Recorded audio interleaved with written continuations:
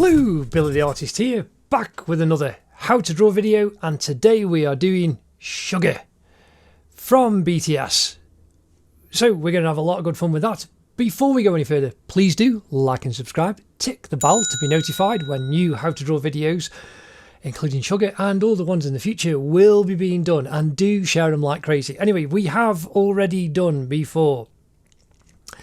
We last did V, and that was good fun to do him. We did RM before that, and then first we did Jungkook. So again, these fellas are all in the portraits playlist. Check the link in the cards, and do share them out. And there's loads of others in the how to draw portraits. There's people like KSI, Ariana Grande, Billie Eilish, just other portraits, the SAS Who Dares Wins fellas. Again, just love sharing these techniques with you.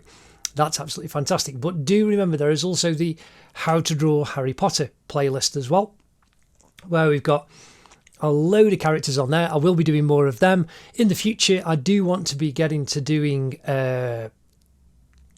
Star Wars. I've been asked for loads of Star Wars, the Marvel characters, there's Game of Thrones, there's Lord of the Rings. There's so many different sets of characters that I can do. It's brilliant. And simple cartoon stuff as well. So do check out how to draw playlist. There's more than 113, probably 140 lessons now, just more and more, and I use the same techniques to help you grow and develop your skills to be able to do this. Now do check out link in the cards again. All those are up in the cards, and in the, you'll see in the banner link in the description for how to draw anything part 1. Now this is the absolute basics, and I say in there you can draw anything from a bird, a bee, a flea, a tree, a horse, a house, or anything else, and I use simple shapes. In the description as well there's how to draw Olaf, and I use this grid system that I use for these portraits to make drawing portraits and what seems to be very complex things much simpler. This wasn't available when I was learning to draw as a teenager, a young child and young adult, so it was just brilliant to be able to develop these skills over time and then now be able to share them with you, and it's a joy. People say, oh, using a grid's cheating. No, it's not. It's a technique. And you know, the portrait painters who have a sitter in front of them and paint from life, and I've done that. I've gone out to music events where musicians are playing live and moving about and drawn them while they are playing. Now, it's a skill to be able to do that. It takes time and years. It takes time and years to develop this, but I love sharing and teaching you those skills. So I am just going to move these gentlemen out of the way so that we can see our A4 piece of paper. It's just smooth cartridge paper. It's what I've used. I use 2 different kinds of pads. I use Winsor & Newton and Dale Rowney. I've also used no brand name. It's just drawing paper. It's A4 paper. That's 210. Check the banner. The actual markings that you need are in this banner right now. And I've got a 2 centimetre square, but I use the centre line on the 105 line. Now again, A4 is 21 centimetres, 210 millimetres by 29.7 centimetres, 297 millimetres down the side. Now you've got this 5 millimetre border kind of up the sides and across the top, and there's a bit of a like half a, you know, little one at the bottom, but again, it doesn't matter. I do this though because of this centre line, because when I do the simple ones I just divide the page into quarters and then quarters again. So the centre line really helps, and it just is easy to use this grid system to teach you. Again, check out the link in the cards, and it's in the description on how to lay down these grids. Now I show you this in real time, just how to lay them down. It's just very, very simple. You just need a ruler, and there's a simple technique, and then just mark them out. But it just makes things easy, and then I use the shapes. So now, trusty 2B pencil, we are going to come in and we are going to draw SUGA from BTS. Now, we are starting on the centre line. So we've got the 105 vertical, and if you come down to the 145, we've got SUGA's left eye. Oh, and the other thing is I draw these lines on much darker. You can draw them much, much lighter. Now, his eye here is a bit of a triangle. You can see it just comes right over and I'm just drawing a triangle shape. It's just a perfect triangle rather than drawing a square. It's nice and easy. So there's a triangle. Now if we kind of come over, you can see on the 125 horizontal line we've got his other eye. So we kind of in line with this one, and we can come down. It's about on the quarter, and then halfway up inside the circle you've got a V there. So you've got a nice V shape, and there we've got that nice simple shape for his right eye. Now here I'm just indicating the circle of, in fact I just need to bend that, like I say, that comes across and then goes up a bit, of his iris and his eye. So yeah, that comes about halfway into the square. Again, you can just put inside that V, there's where his tear duct is. Now again, on this one down here we've got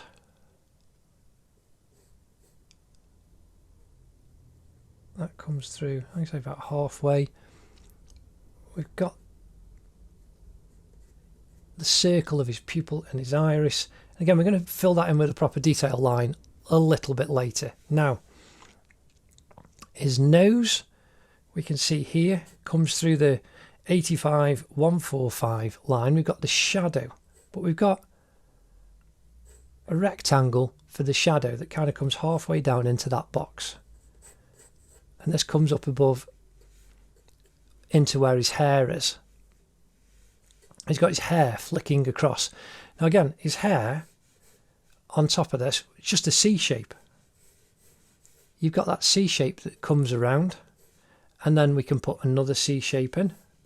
There's a big capital C that comes across over the top of his eye, and then again from the 125 vertical we've got another C, and then another one that comes to meet that on top. Now again, we can just extend. Is that his eyebrow or is that hair? Who knows? Anyway, coming across the 125 vertical into this box, coming over, we've got some, I'm just putting a shape. It's a rectangle.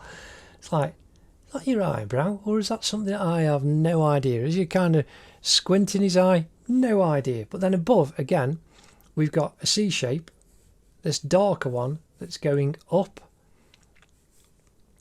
and then we've got another crescent C shape there to the right of the 125, and that goes over the 145 line, and then we've got one right in the dark here. We can see just a C, and then here coming down on the 145 line there's another C shape, and then here we've got a little rectangle, and that's going to be, in fact there's a bit of a V shape there going up, so you can draw a rectangle there, and then coming down across to the 125 line, and you can see how it comes up and joins this line. We've got another kind of triangle shape. Just curve it a little bit, and that's his ear. And then very simply we've got this hoop, which is just a nice loop shape, a circle, so we can indicate that. And this is how simple it is, using the grid system and using shapes to actually put in elements that are going to help us to do the drawing. Now his hair being so stylized, you've got these fantastic C shapes that are helping us to put everything in. So now we come up to the 85 line, just above halfway, and we've got this curve that goes up and over and comes down, and you can see you've just got that curve shape that comes over, and then again we've got a C shape that comes out and comes back, and that's that curve there, and another one inside. Now here we can see on the 125 and the 45 vertical we've got a V.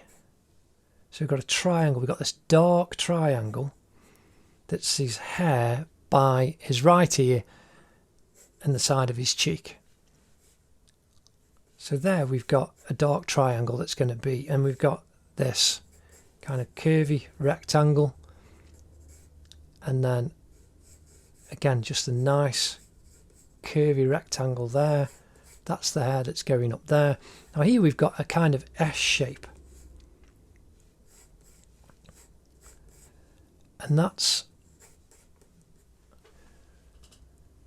I know at the moment this looks a mess, but the beauty of this one is because he's offset completely, it's not a normal straight like we had with V, Jungkook and RM centered portrait. Because he's kind of offset and tilting his head with the cap on, it just makes it that little bit strange, which is good. It's a good challenge. It's good to do things differently. So if we come over from the 85 past the 165, we've got his thumb, and we come down through two squares. So I'm just drawing a rectangle there, and then here we've got a rectangle for that finger, and then a rectangle for the third finger. That's his second finger, and then the third finger is there. Now we've got a nice curve shape coming off past the 165. So you can see there we've just got a horizontal line, just needs to be a little bit higher, and that's his cap coming over. So you've got that V there, and then we can do this D shape that comes down right onto the 85 line, and then that curves down into where his thumb is. From the thumb here we've got a diagonal that comes all the way down, and we've got this cuff just above the 185. Again, little triangle shape there, and the arms going off. Again, we can just indicate the lines of the creases, and the thumb, like I say, is inside that rectangle. Now again, here just to the right of the 145 line, we can see we've got a triangle, just a curved kind of triangle. So if we come up past the 105, you can see there's your kind of triangle shape, but we can then just curve it, and that's the shape going up above. Now you've got the stitching, there's just a diagonal line there, and that helps to make the triangle. And again, we've got the same coming down. Now between the 65 and the 85, I'm just doing a dot to dot. So there's a triangle, and then there's another diagonal that's coming off, and that's his cap going to the back. Little kind of rectangle, that's the logo on the front of his cap. And then next to his thumb, again, that's that dark C shape of the hair. Then we can just come down with a little rectangle, and then come down with another rectangle for his hair there. Now his nose, we come down on the 85, we've got a V. The 85 vertical under the 165. There we've got a V shape for underneath his nose.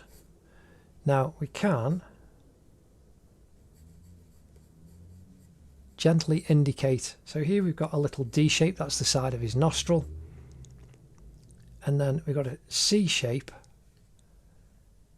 on the left hand side. So I'm just drawing that C in, and you can see we've got a little kind of parallelogram where the shadow is. Then a little box, little rectangle coming down for the centre of his nose and his mouth. Now his lips, is I'm doing a diagonal rectangle first.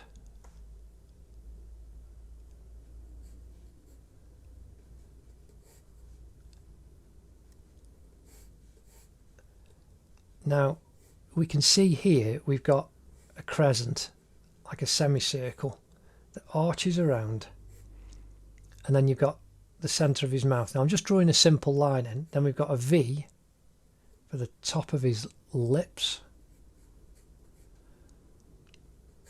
and that goes down and joins. Now the centre of his mouth does actually go a little bit further over there, and we can draw the horizontal coming off his lip. Now the bottom of his chin, so if we come down the 65 vertical below the 205, we've got the bottom point of his chin. Again, we can see we've just got a nice curved shape that's coming around.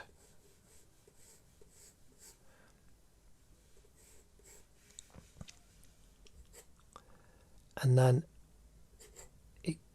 left hand cheek comes up to join the line there. Now his right hand cheek here, we've got a bit of a diamond shape, so I'm being careful, I'm not drawing a solid line on.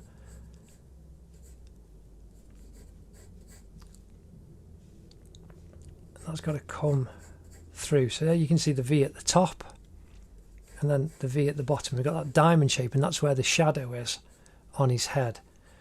So again, now we've got his eye. Here we can see there's a dark shadow, rectangle, a couple of little rectangles going up. But the light is so soft on this side, and we've got a very strong highlight here. So we just need to be careful so that we don't create too stronger lines. And again, I need to rub all of these out.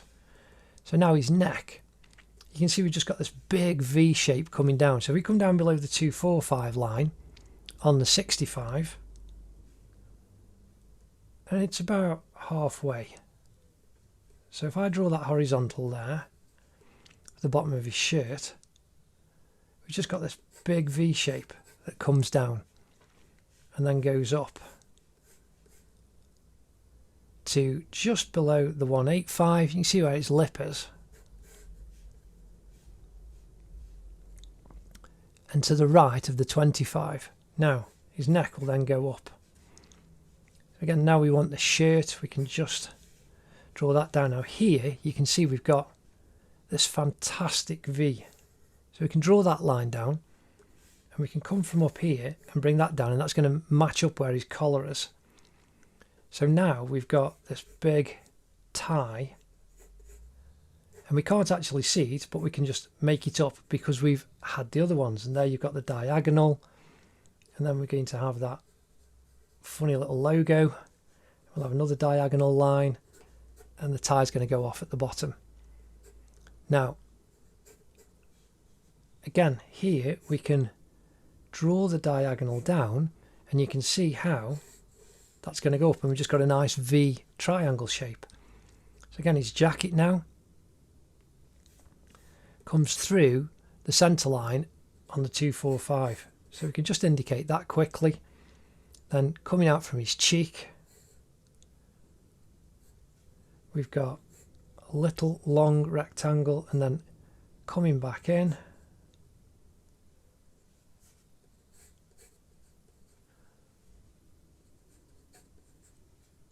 And then another rectangle there, and this is the kind of border to his collar. That comes down just to the right of the 145 line. So that comes all the way down, and then above the 245 is where we've got this set of diagonal lines. Again, the opposite here. Then we just want a nice circle shape, or circle, an oval shape there, and we can just draw the line down here on the 225. We've got a V shape for this fold, and then a rectangle for that fold, and then a V shape again. And we can just indicate this jacket. Now I'm not going to detail the jacket in particularly much. We're going to focus on the face and the hat. This is going to be a little bit more freeform, I think. We shall decide later.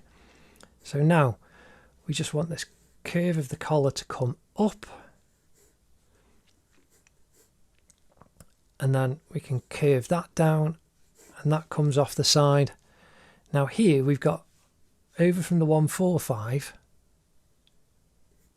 we've got just a C, which is the curve of his earring. And then the ear going up to the 125 line, we've got another V shape. So we've got this dark V here. So you can imagine you just got a V there. But then we can extend that with a little rectangle inside. And then inside there, we've got a little diamond. And that goes up. And then we've got the curve of the back of his hair going off. And that is the basic shapes all down on SUGA. I'm just looking at the reference, checking back. And now, after this, we need to do a more detailed outline just to build everything up. But that's how you just put using basic shapes. And then you get everything down on the paper. And that's your foundation. These are the most important parts. Now we'll do the outline next.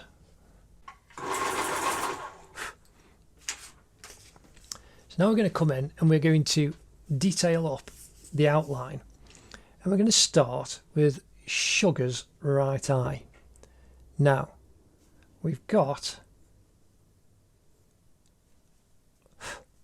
and I'm just using the 2B pencil, we've got this dark, and it does cut through the 65 125 line, and it curves over and comes around. It comes to about this quarter point, and we just want that curve to go up and over. And we got this dark V shape inside, and then from his tear duct, the actual corner of the tear duct, this comes across and curves up.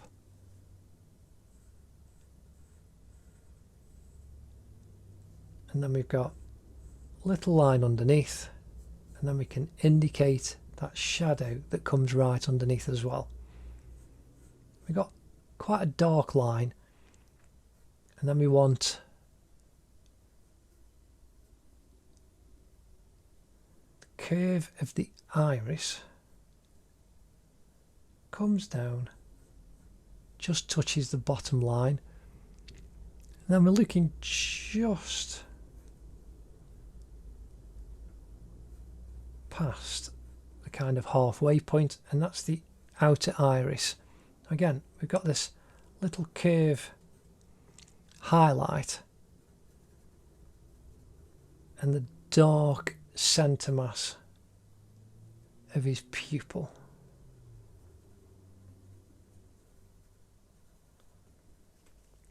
So again, I'm just filling this in just so lightly, not as dark, it will go darker. I'm just filling in the pupil and the iris, just so as we've got something to actually lock on. Now, the shadow going right to the corner.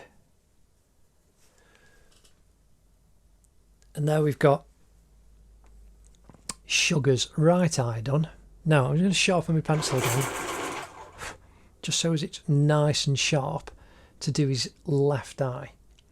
So we're right on the centre line and the 145. And again, I use this piece of paper so that I don't smudge the paper. It's like off here, where my hand is here, it's very dirty off on the paper just off it, because you pick up, even under the paper like this, I just have to keep replacing it because underneath will get covered in pencil and it just smudges everything.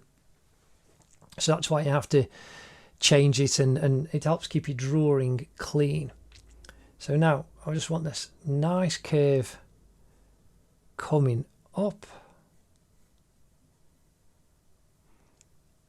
and then we have this fantastic kind of straight line coming down, and it goes right across to the 125 line. But then we've got this little diagonal dark that comes under. Now again, from the tear duct, this is to the right of the centre line and above the 145 line, we've got this curve of the upper eyelid that comes around and then goes up to join the corner here, right in the dark. And then you've got a nice thick line for the lower eyelid coming around. Again, we can push that curve over a little bit. Now we've got the edge of the iris, and then the dark of his pupil, and then a bit of a highlight on this side.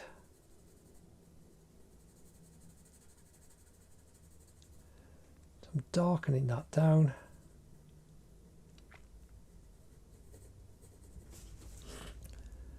And there, straight away, we've actually got SUGA looking out at us. Now, if we come down and do his nostril, so pretty much right in the centre, between the 65 and 85 on the 165 line, we've got the top of his nostril.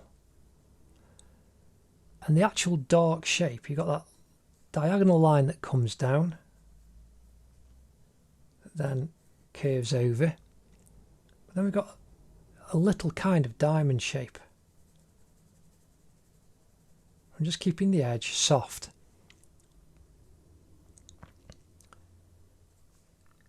Now, the edge of his nose,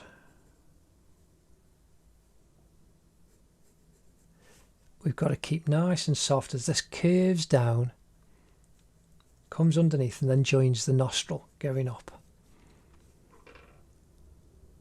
And we've got this C shape, and you can see how if you come down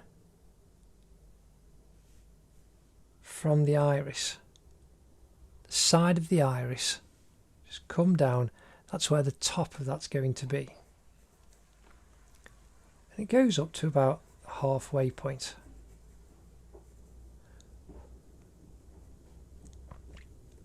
And there we've got that shadow that comes around. Then we can indicate the shadow going up to the eye. Now above the eye, we've got the crease above that goes right the way over to the corner, and that's the fold inside the crease. Now, here we can see a bit of a shape that could be an eyebrow. Again, it's just underneath the hair, with it being so stylized with all of those curls and big C shapes. But anyway, come back down and do the nostril.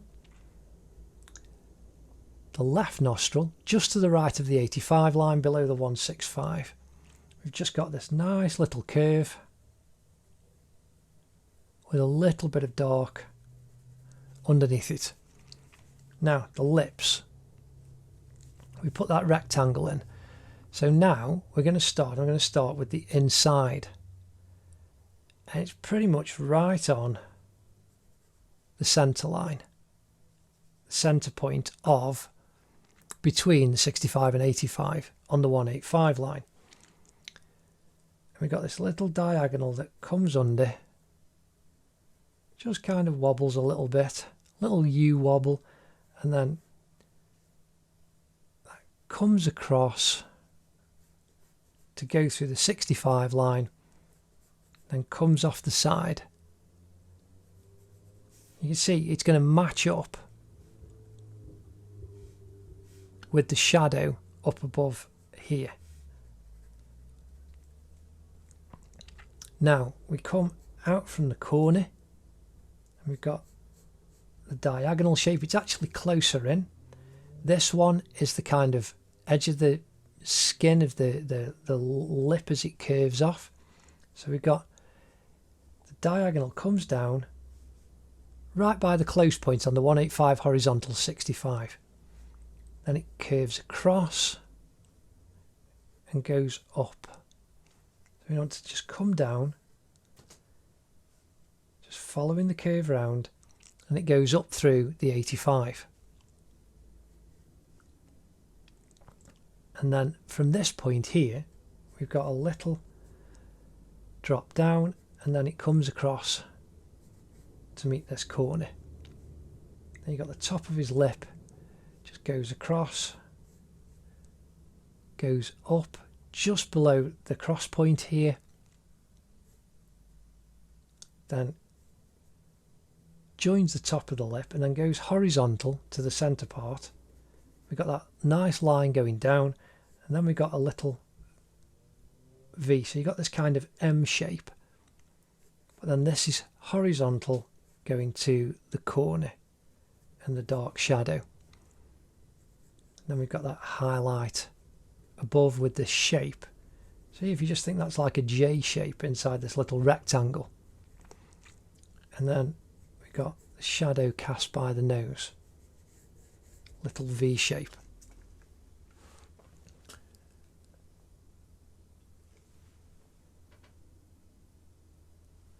Now underneath the chin we've got the direction of the shadow. Again, his actual jawline, his cheek and his jaw is very, very light. Like there's not a solid dark shadow here. It's very soft with a reflected highlight. So I'm not going to draw this as dark as I normally would. And we were careful actually putting this line in. So you can see how it curves up, comes up.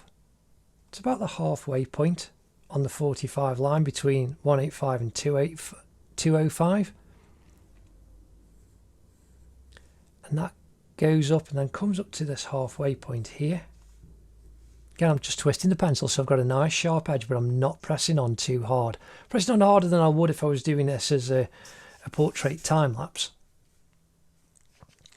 So now that comes up a little bit and then just goes back across to the centre line on the 145. This is where it joins his ear in this V shape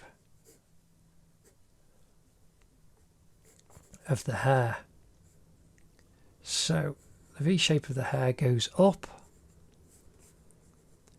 and then we've got hair coming out. We've got a little rectangle of hair that comes out there. Again, I'm drawing the hair in the direction it's brushed and styled, and that's how you make it look more realistic. So here we've got this curve of hair, and the shape goes up there, then the ends, and you've got this this S that comes around from the top. Nice little shape inside there, another V shape there of the hair, and then that goes out over the top. But we need to come back down and get the ear in, which is right on the 25 vertical. So we can come out from underneath the hair, just touches through the 25 vertical and cuts back through the 125. And we can come down to about a third, and that's where the earring is, and then that comes across to join the side of his cheek. Again, using a sharp point, I'm indicating the inner and outer of this hoop earring. Right into his ear. So now here where we've got creases in his ear, we've got this little kind of banana shape there, little crescent, sign going back. And then again we've got this diamond shape here. And underneath we've got a little kind of triangle. And we've got the highlight there. And that comes down. Again, we've got to shade all that in. Might end up using a blending stump for that bit. That's looking good so far. So now if we come out and do the chin that comes over through the 85 and cuts across up through the centre line, and this comes up, curves through the 125 and goes up into where the hair is. We've got this little dark triangle of hair, and then you've got the outer part of his ear, comes down, you've got a little wiggle above the 165 line, and this comes down to the bottom, and then it curves across to the 125. Now again, we've got the hoop.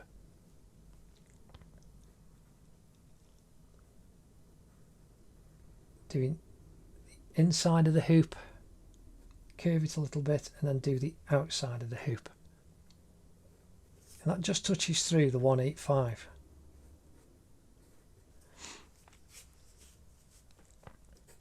Now we've got all of this hair, so I'm going to do the outline of the hair going up, and then past the 165 we've got that hair that's up over his thumb. And then we've got the shape of his thumb. So this comes up, we've got the vertical, it's in the kind of little bit of shadow, comes over just past halfway, and then we've got this nice shape in the dark of his thumbnail. So we can indicate that. You've got the top of the thumb, and that curves out and over.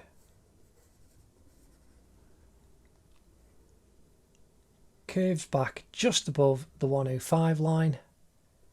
Then after where the joint is in the thumb, that curves out, and then you've got this line, this crease between his thumb and his palm. And then we've got coming out from the thumb, coming up through the 105, we've got the edge of his cap.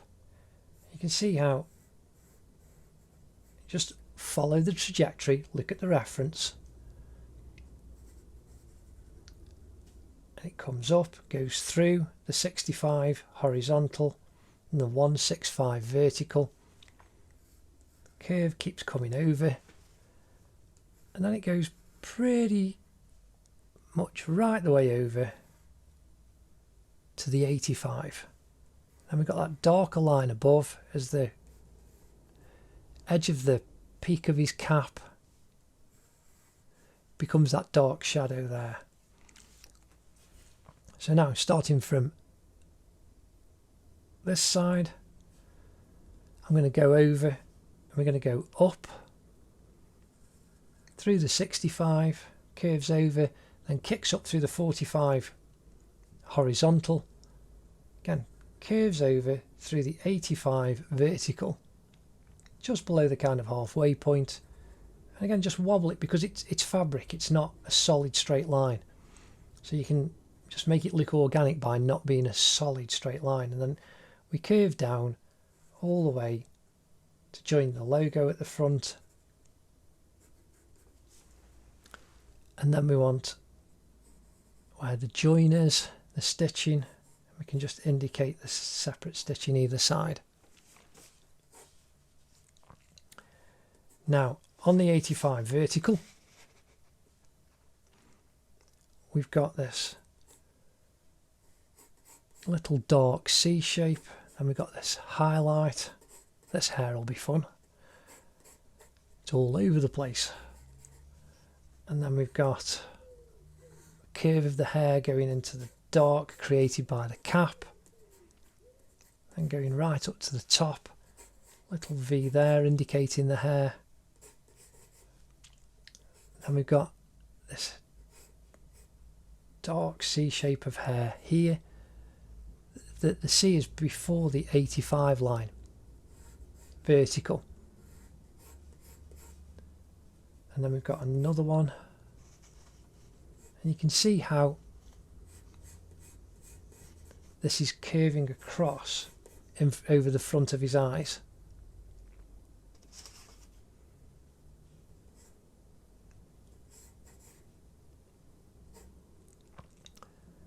Got a couple on the 105. Then you've got this dark on the 125 vertical. And this highlight above. Again, little kind of rectangle shape.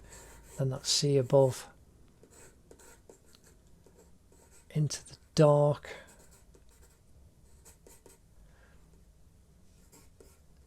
And then we've got those shapes on that side. Now, just sharpening my pencil a little bit. Now, I did actually miss off the top of his finger here when we put in the little shapes earlier. But we've now got the edge of his finger, the second finger that's folded behind the peak of his cap. That comes down through the centre line. We come down below the 105 horizontal. You can see how that then curves around. Then we can indicate the nail. It's a nice kind of oval square, you know, it's not perfectly square, but it's not perfectly oval either. But the shape for that fingernail. Now, next to it, in fact, that needs to go over a little bit. We've got fingernail of the next finger.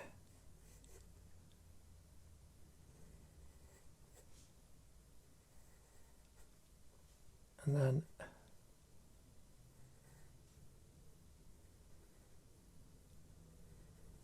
the curve of that finger. Now, his first finger pointing, holding the cap. We just want this little curve coming up, and then it curves down to join behind the cap. And then we've got a crease in the palm coming over. Now, from the thumb behind this hair, we've got the diagonal line comes down through the 145, and it just kind of kinks out a bit where the thumb finally joins the hand and wrist, and then that comes down. You see the curve of the shirt sleeve, the edge of the shirt sleeve of the cuff, and then that goes right off the edge. And then we've got the curve of the jacket. So again, now just nice and quickly can indicate this edging on the jacket, collar,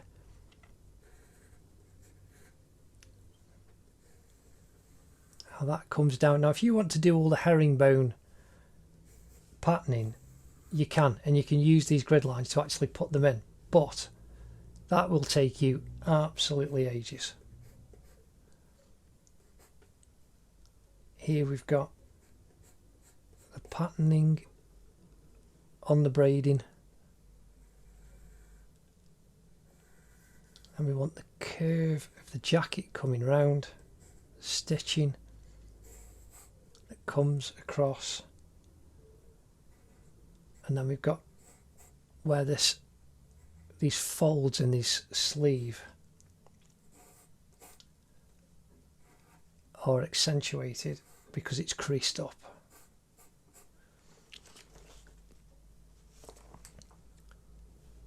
Now again, coming down the inside of the jacket, then we've got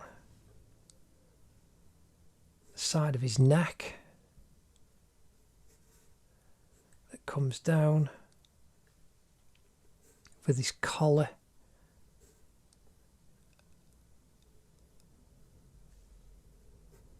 and then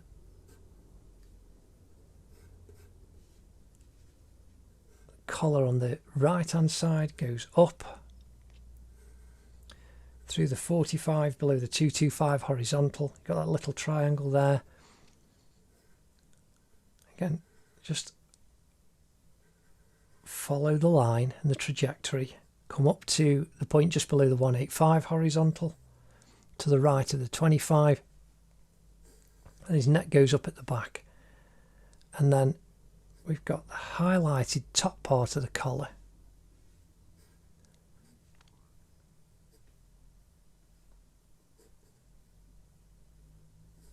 That's the edge. Yeah, that needs to go up a little bit higher. And then the curve of the jacket, we can follow that down, and we did accentuate. There's the curve of the collar on the left hand side. Again, we've got the tie, the bottom, just indicating the shapes of the little logo that's on there, some kind of like wiggly legs. And you can do this off the previous one, it's missing on here, but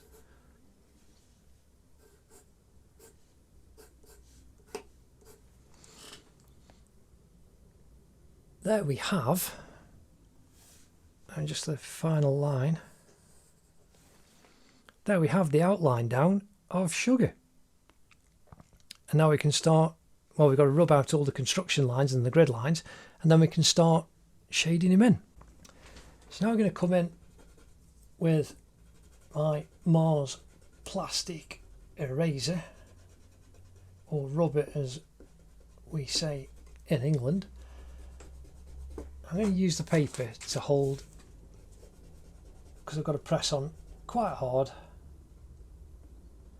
to remove these lines. And again, I've just used these for years and I've just found them really, really good. So I'm rubbing these grid lines that have helped us put all the construction lines down, so that we've got a clean sheet to work with. Some of the earlier ones, I didn't rub them out, kind of left it like that, a bit arty. But I quite like just cleaning them all off now, as much as I can. You've got to really press on. Now this is the thing, like on the cap, so inside here on the larger areas, this will obviously get in, and then inside his cheek,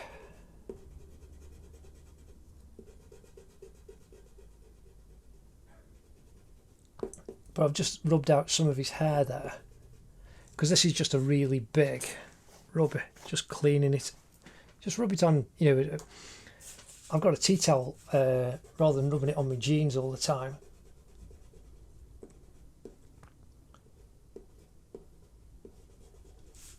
But like these big open spaces, it's great for removing the lines, but there in the fingers, I can get a lot out, but I might lose a lot of the, like there I've just rubbed out some of the construction line again. So that's why you use rubbers of different sizes.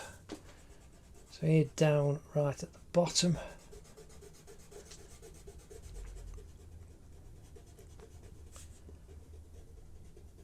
and if you draw these lines on much fainter, see, I've just rubbed out that line completely. Didn't mean to do that.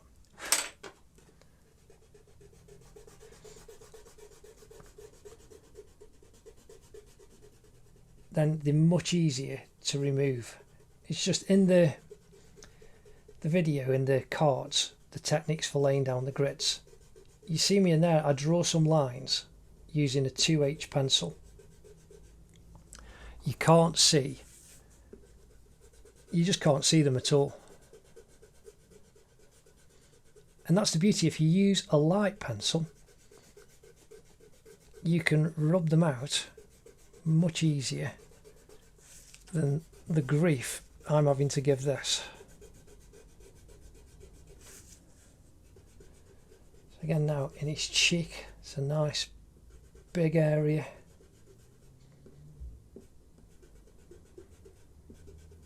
Under the chin, end of his chin. Even in the nose, there's a lot of area there, but it's just getting quite close. Like there, I've rubbed out the construction line for the shadow. Now, that's done for most of that. And I've done this again. I did have, once upon a time, I actually had a piece of card. No, it's not that one, but it will do. I did have a piece of card that I'm going to sweep off all of these bits of spent eraser.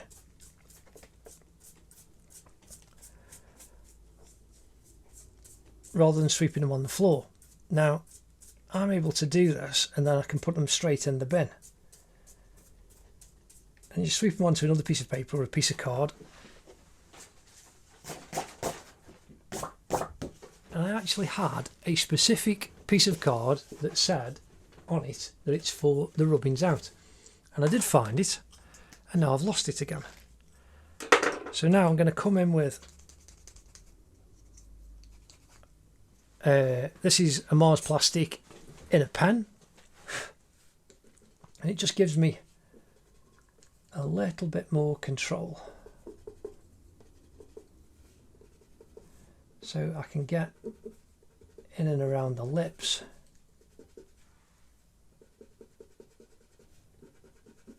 And remove those grid lines and construction lines. Go right up to the cheek.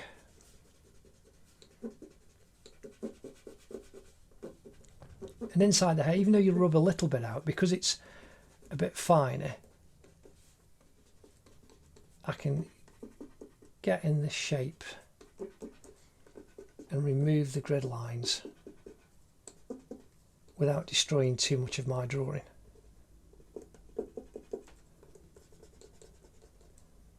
Again, inside the nail there.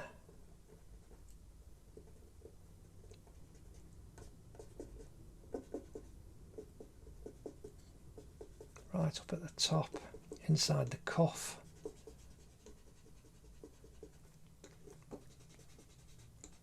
And even inside these folds, it's just nice and simple. And in the tops of the little propelling pencils, there's an even finer rubber. And I think you can get like rubbers in a pen that are even finer than this. And I might try and get one day. But I do have, see there inside the earring, and again on there on the earring and on the ear. There's quite a lot of control that you can get with this, but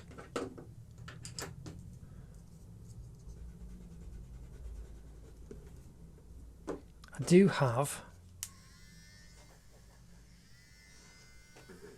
this battery powered one that is much finer, and it spins and does the work for you. And you can, it's like here right next to the eye, I can get very close and inside these hair bits.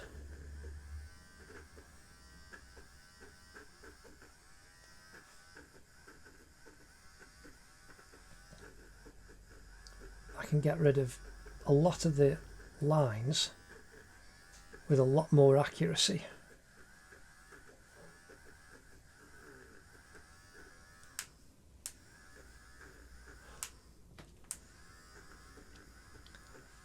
And this is just what you need to do. You know, you can, if you draw the lines on lighter, it's easier to get rid of them afterwards.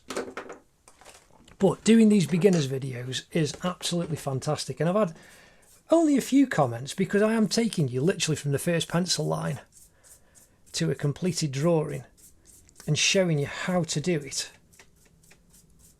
So it is a beginner's drawing lesson. And I really enjoy it. And to think, you know, I get these down in a few hours, whereas a proper drawn commission pencil drawing can take days. You know, this is absolutely fantastic to be able to encourage you with these skills. So again, now when you rub out and remove the spent bits of eraser, you can then see, oh, they need to go.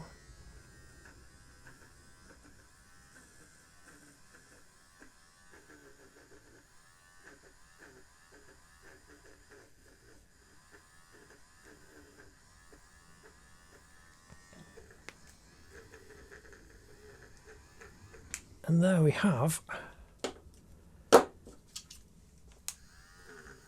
rid of that one because that's on his face, and then right underneath the lips,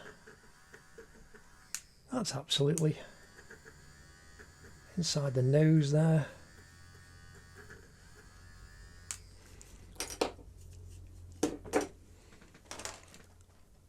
That's absolutely fantastic. So again, just come in with the brush.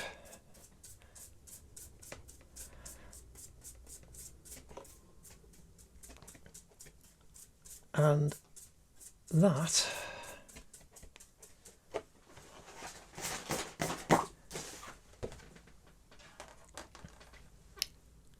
is looking pretty good. So that's the outline. I'm just trying to think, do I need to, yeah, just indicate a little bit that I did rub out, back in.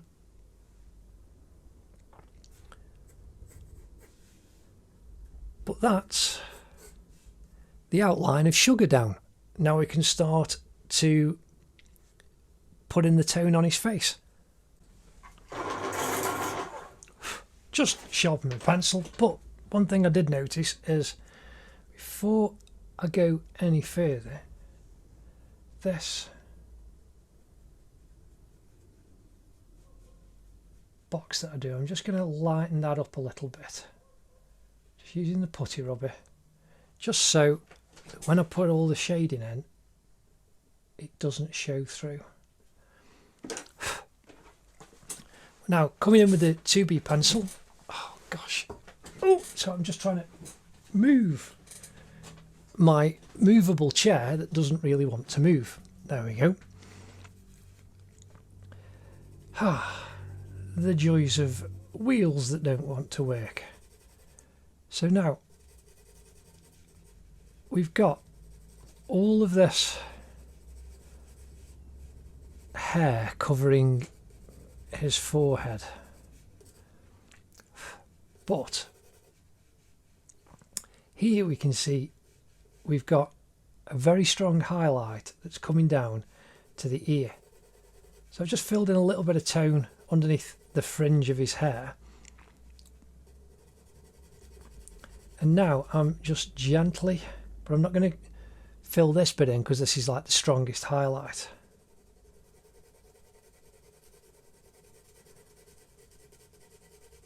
Just being very careful. Using the flat of the tip of the pencil.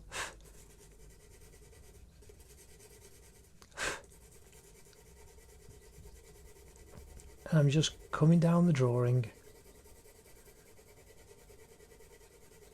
and just filling all of the space in. Again, I'm just putting a light tone in, and this gives me a key to work to.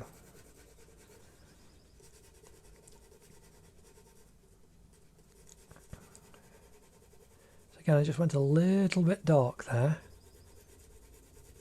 So just lightening my touch a little bit. And we've got the highlight on the nose. but we'll pull that out with a putty rubber later. So I'm just coming down and filling in the nose, over the top lip. Now down above the right eye, underneath the right eye, and then his right cheek as we come down.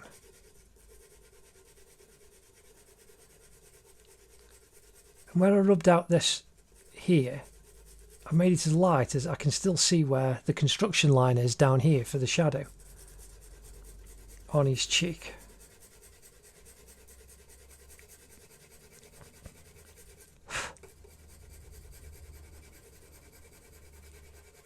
And we just fill in all of this space in, and then the same with this ear, on his right ear, and then the left ear.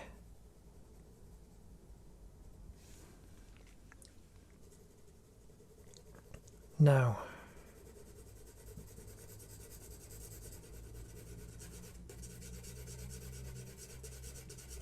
as we come down, fill in the neck. That's just a nice general tone across all of him. Yep, I do need to do the lips, that would help.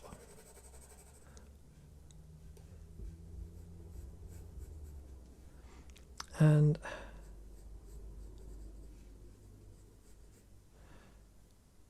just, yeah, it just, because it's so, there's no tone in or anything, his lips kind of look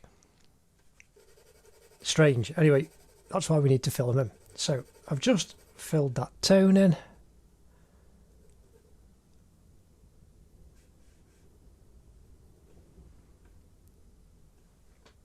Yep, it's all in line. Now we do the same in the eyes. And that's the thing, there's nothing wrong with checking your reference. Now, the fingers, I'm going to quickly indicate. Again, we've got this really strong highlight. I might just leave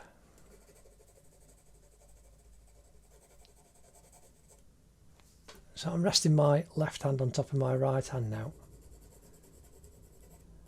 I won't do the detail in this hand. I might just leave this like this.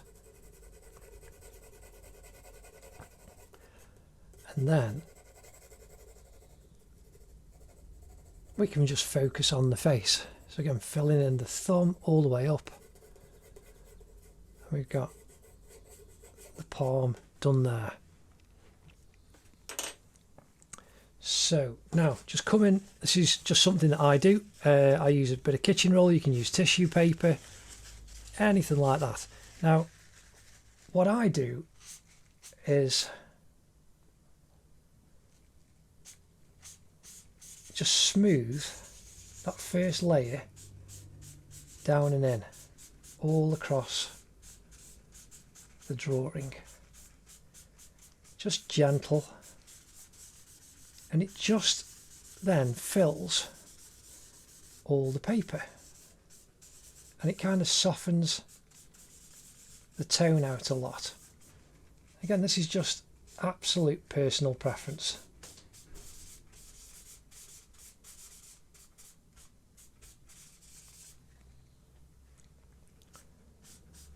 Smooth the lips. And then I need to just smooth underneath that hair up at the top. And that gives us that key into the paper that we can then start building shadow on. So again, I'm back in with the 2B pencil.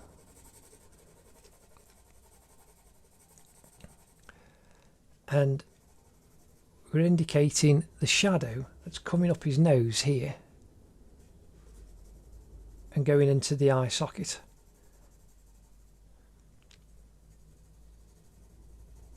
So again, I am carefully just filling the tone in, but very quickly. Here, right on the corner of his eye now, we've got that shadow that then goes up, caused by the hair.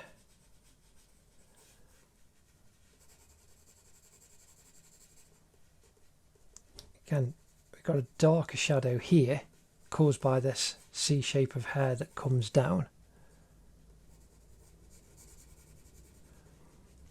Right over the top. Now we've got this V of dark and the shadow caused by the hair down the side of his cheek.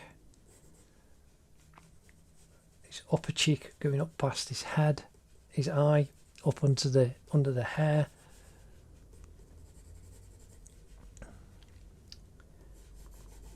Again, just some shadow shapes. Now again, his left eye,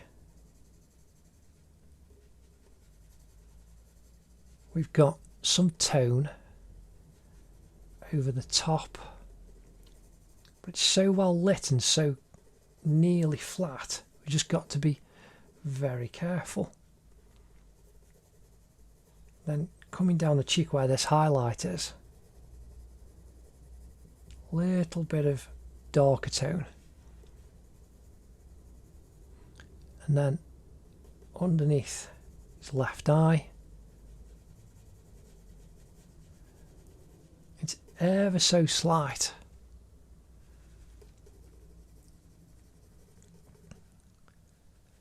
and then where the nose comes down and comes out over the cheek. So now this corner bit of his side nostril then comes underneath the actual nostril underneath. The shadow underneath the nose on that V, leaving a little bit of a reflected highlight.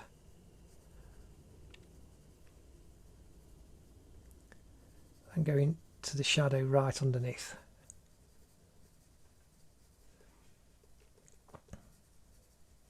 And then on the nostril on the right side, we can join that dark that comes down from the top.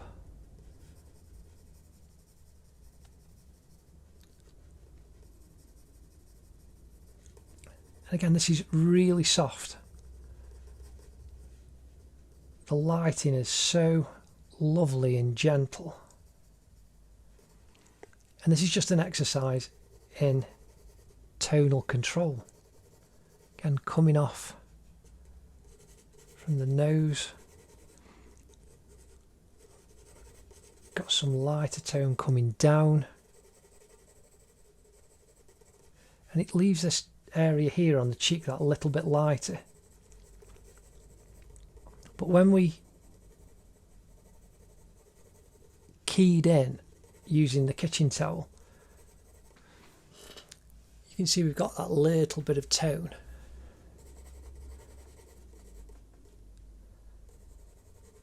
Giving us three-dimensionality now.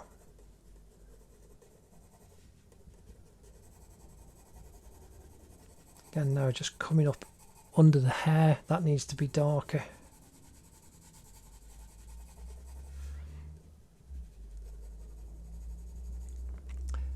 And the shadow right under the nose, we've got a little darker patch, and then lighter tone coming down, especially into that centre bit. Now we've got a highlight, but we can just accentuate it by putting a little bit of tone there to the right.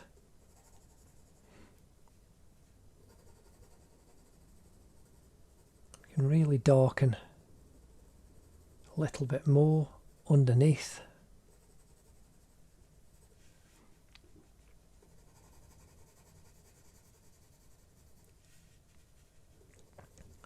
Now underneath the left eye, we've got this lovely curve of shadow. And straight away you can see we've got the eyes starting to really get more shape and good definition. And that's what we're after. So now the lips. So we've got more shadow on the right hand side of the lips.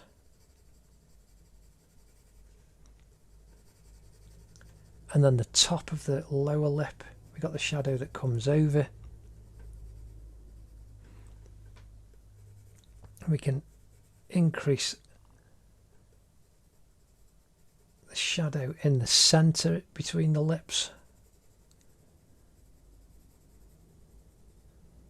And going off to the edge.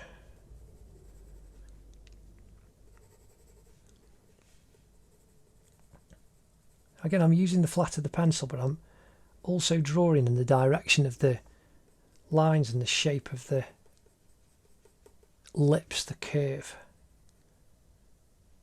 And that helps give us that reality on the skin. Now, shadow underneath the chin,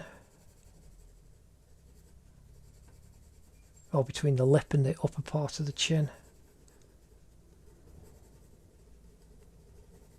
And then this comes off onto the light.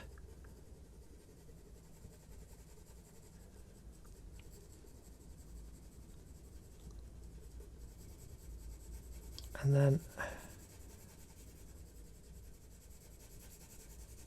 shadow coming up the right hand side of his chin and up his right cheek. So again, we've got that diagonal, this diamond shape.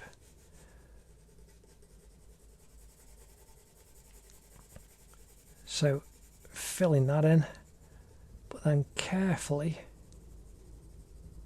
just graduating it out as it comes across to here and his mouth. And you can see we've got more of a shadow coming over to join.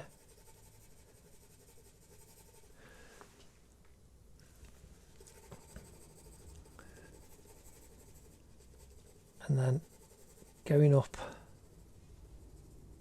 to the side of the nose.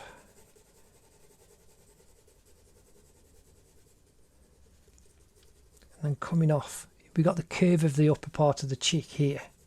We've got a shadow that comes around and joins the top of this. So again, just being careful, just to increase the tone a little bit at a time.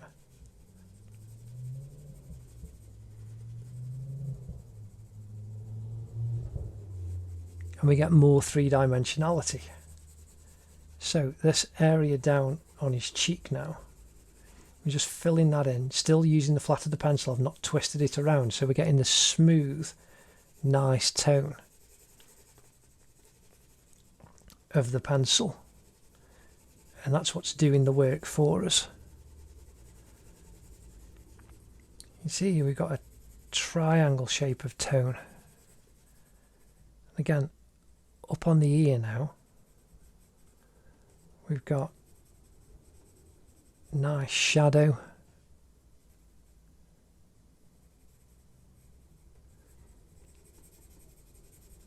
And we can fill that in. We've got underneath that crescent, there's a shadow. In this diamond, there's a darker part there.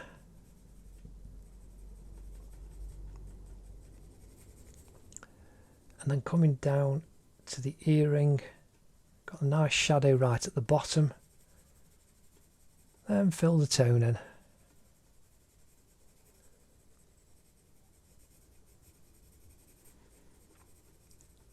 And this is absolutely lovely.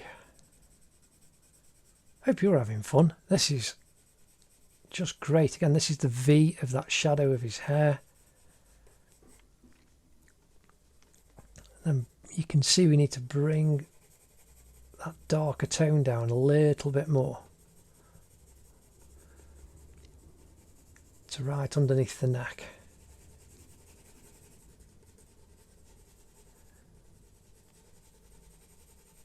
and this nice diamond shape of tone.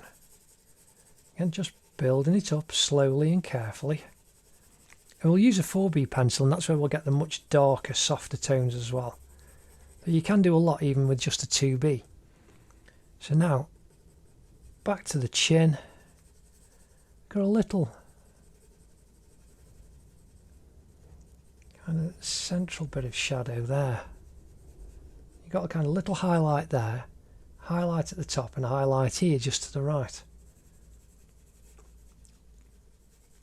Then underneath the chin, on the right hand side of his neck.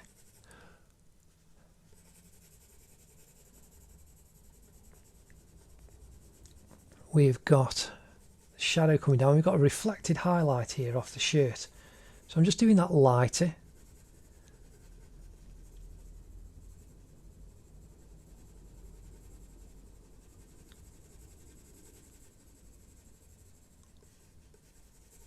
And then we can just graduate the tone back across, filling that in. Again, it's darker up the top.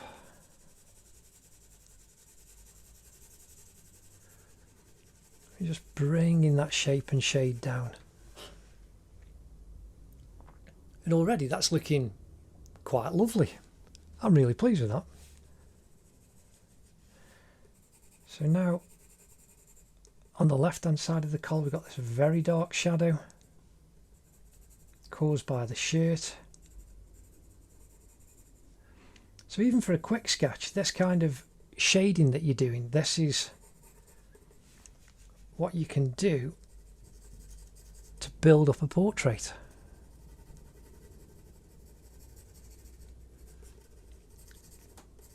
But I do take it to a slightly higher level with using the shading and the brushes. But that's looking actually quite lovely.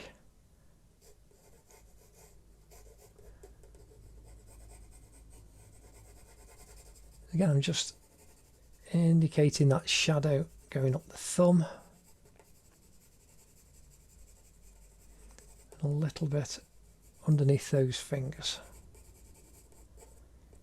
Again, not going, this is off, we're focusing here, so I'm not aiming for major detail.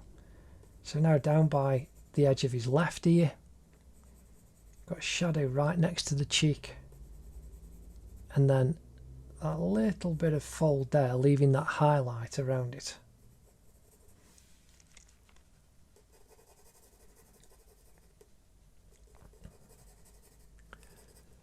So again now, just going over, and this is just using simple cross hatching, just building layers carefully and quickly.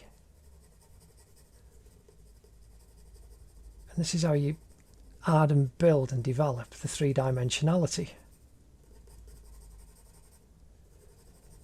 And coming off the nose,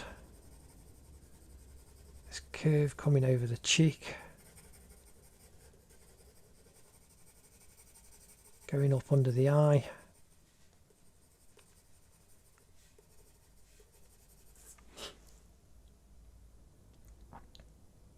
That's looking rather lovely.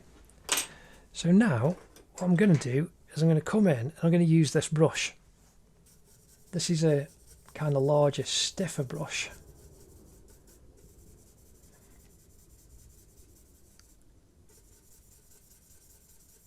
And it'll push the pencil around, and you literally, it's like you're doing makeup, and that's what you're doing with a pencil,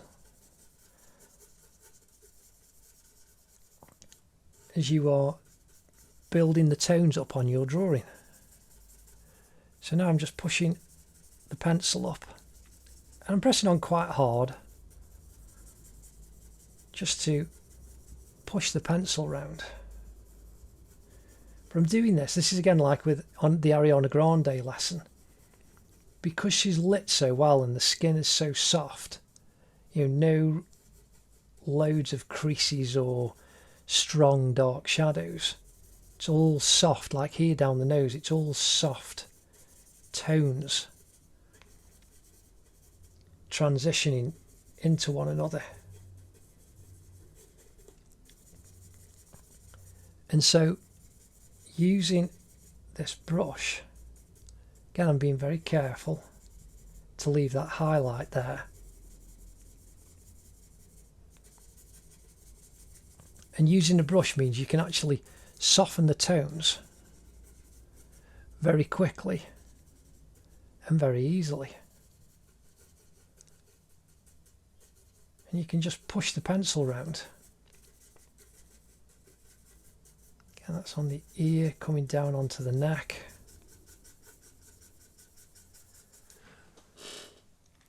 And straight away now you can see that's gone from looking kind of scratchy to really looking quite lovely. So again, the eye, I'm just matching the tone, I'm just pushing the pencil over.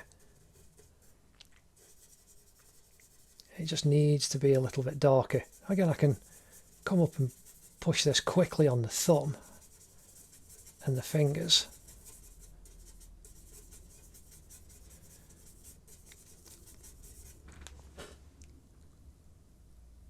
I mean, that in itself looks really, really lovely. So we're going to come in with a 4B pencil and build up on some of those shadows, and then we're going to fill in the hair and the cap next. One of the things I'm going to do first, though, before we carry on, is this really dark line down on his lip. I'm not happy about that. It's just putting me off. Again, that's just a personal thing for me. Again, because it's so soft. Again, this is where I've said to you, I draw these lines on very dark so that you can see them, whereas I don't want them to be that dark. So what I'm doing now is I'm just using a blending stump to soften that transition over. Again, same on that chin, it was a little bit too low, but using the blending stump,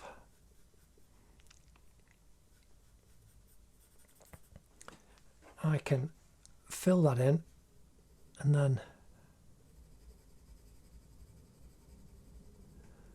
we've got the direction coming under his lip.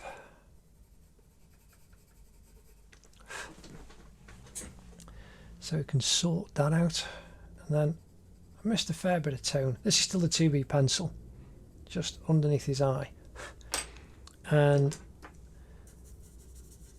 you just notice, like I say here, I want the transition across his cheek slightly softer, and down under the nose. And then this up under the hair. Now, 4B pencil, this is in my pencil holder because it's getting shorter.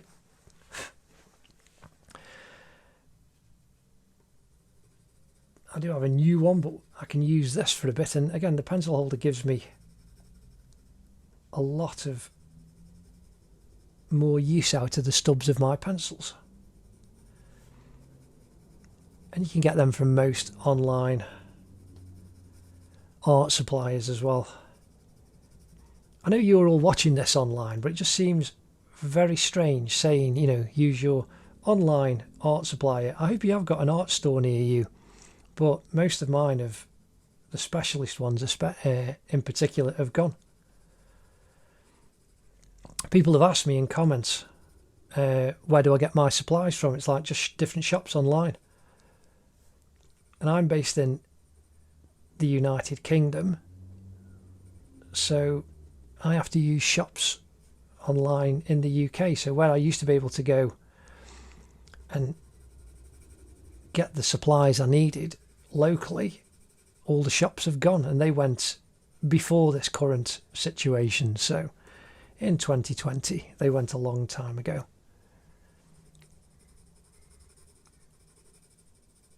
So yeah, we're using a 4B pencil now, just to increase some of the dark. Again, using the flat, like we did with the 2B pencil, to increase the tone slowly and carefully. Again, over that eye. Now, right in this corner, and in the corner of the tear duct here, we need to darken his eyes down too. And again, this tear duct is much darker.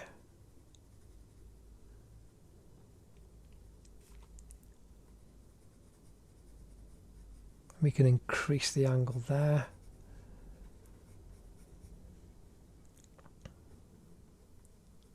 Again, the curve of the upper eyelid and the crease above, and then the shadow under the fold coming under his right eye in the corner. And again, we will make this even darker still.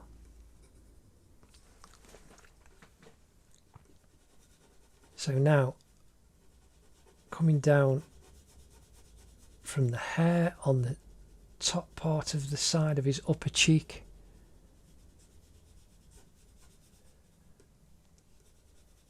just nice and soft and dark. Again, bringing this down onto the actual cheek itself, where it's darker at the top.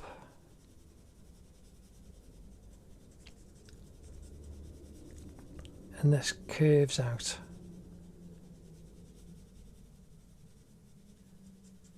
And it's so well lit to just have this one real strong shadow down this side. This is where we just need to be careful. So again, I'm using the tip very gently. And we're coming down the side of his cheek. Right down the chin, leaving that reflected highlight.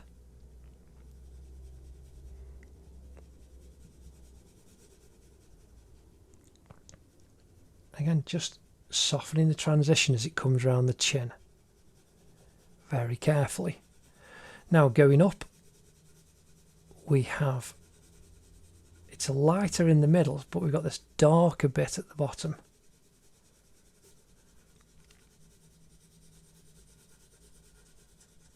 We can just fill all of that in.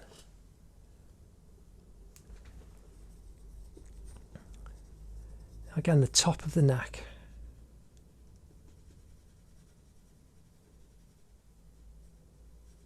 Where this comes down.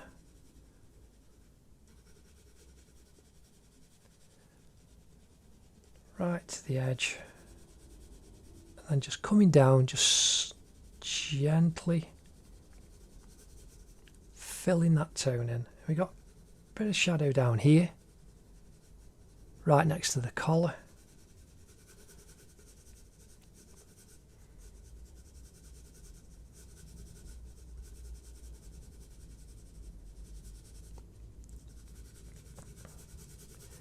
And then just quickly filling all of that area in with that tone. Here we've got this darker triangle that then comes down the side of his cheek. We can just make that transition a little bit stronger.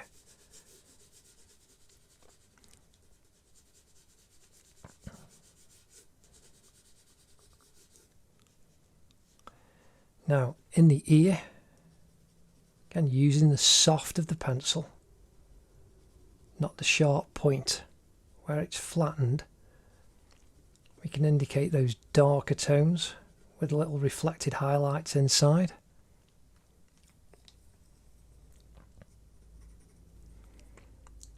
And right on the edge where that curves around, we've got that nice darker line Again, the same, right on the edge of the earlobe. Going up to the corner point.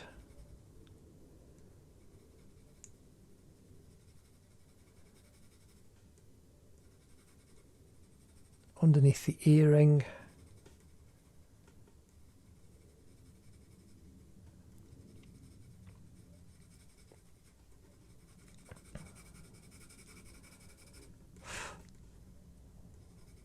And we've got that lovely dark with that shape right in that corner, and then we've got this fantastic highlight on. So I'm going to come in quickly with the putty rubber, the older one, and I'm just indicating those highlights, and that's just given some real good definition on that ear, just on the edge. Back in with the 4B pencil.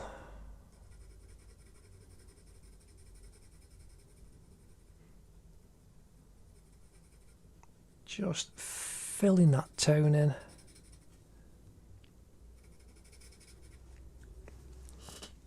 That's really lovely. Now I'm going to come in with the softer brush.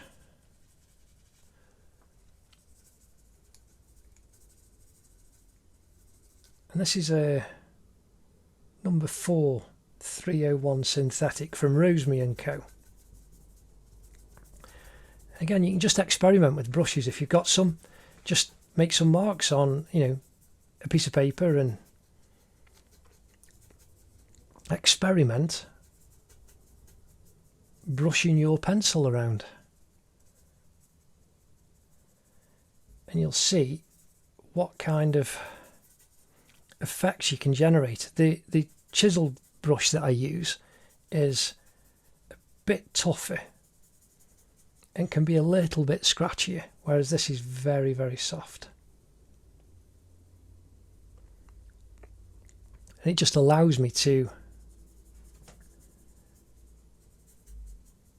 do really nice soft transitions on the edge.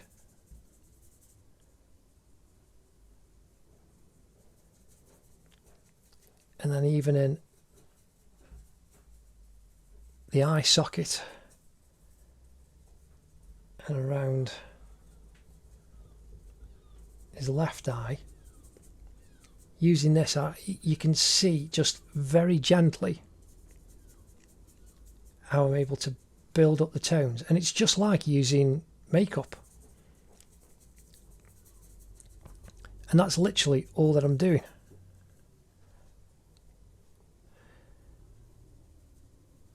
Just softly pushing the pencil around to get the effect that I'm after. You can see that really looks like a nice, soft, transitioned face now.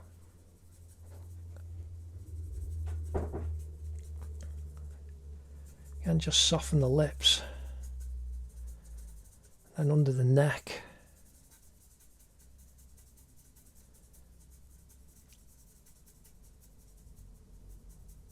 And that's really, really lovely and simple thing to do. Just something.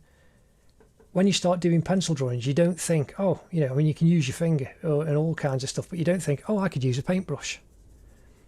These sort of things weren't taught, and even when I was at art college, it wasn't taught. So again, under the nose, softening that shadow.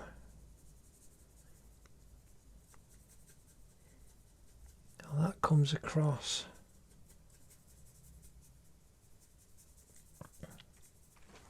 Now, I do just dust it off from time to time on some kitchen roll, but now I'm going to come back in with the 4B pencil, and we're going to really darken up this eye. So we've got going right to the corner, the curve coming over,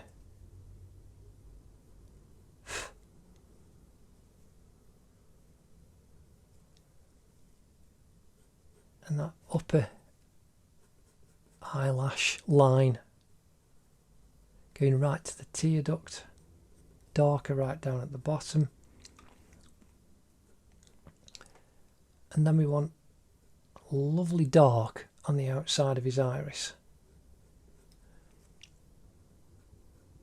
coming all the way round, and that curve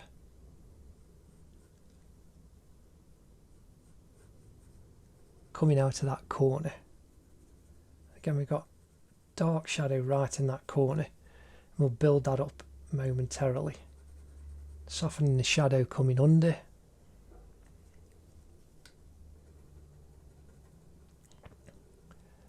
And then we've got his pupil.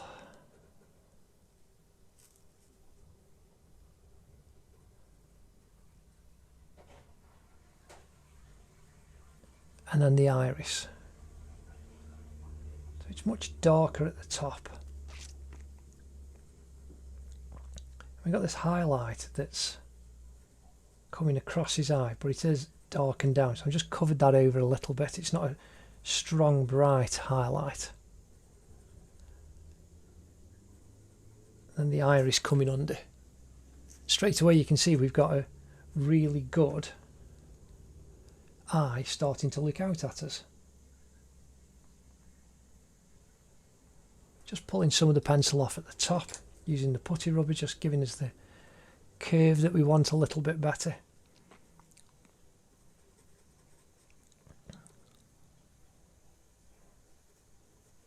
Now we do the same for the left eye. Again, this is much lighter, it hasn't got a thick dark line there, so we've got to be just nice and careful. So I'm just spinning the pencil, making sure I've got a nice sharp point, and that curves down to the tear duct.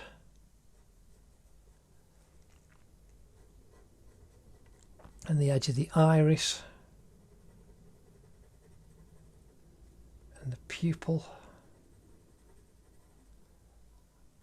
shadow right up in the corner, and then iris on the other side coming down to where it joins the lower eyelid. Now filling the tone in,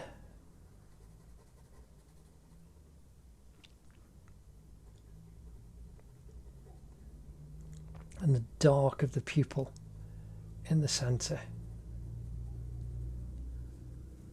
Now, right down this corner,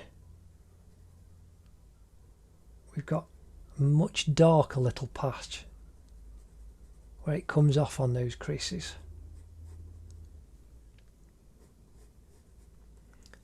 Now, that comes off there. Now, straight away you can see we've got really nice sharp eyes staring at us, and these will really fold in together when we fill in a lot of the hair. Now I'm going to come down, I'm going to fill in the dark of that nostril, just a little bit, nice and soft for the left nostril.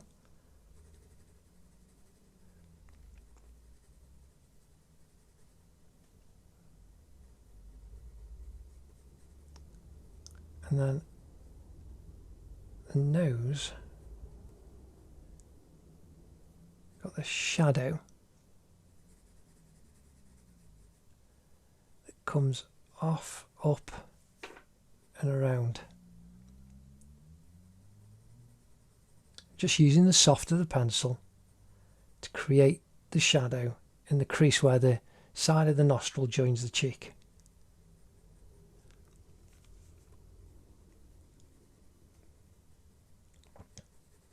And then that shadow over the top of the right nostril,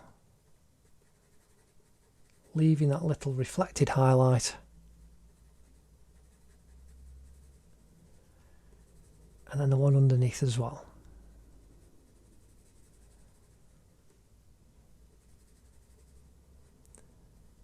And again, just building the tone up underneath.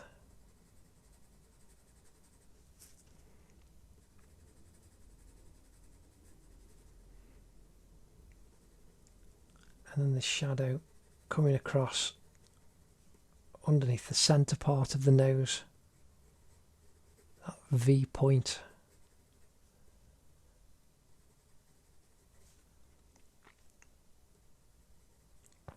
Crease in between the upper part of his middle lip, the middle section and the upper lip between the top lip and the nose.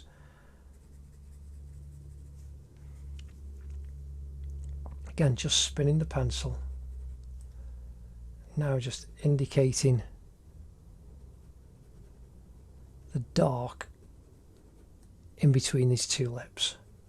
Coming off to the corner, and we've got this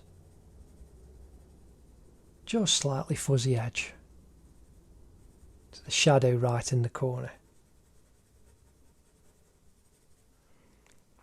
Again, the same down on this side, it's much darker down here. Then we've got thinner line going off. But right in the corner we can just fuzz around the outside. It just gives us slightly better definition.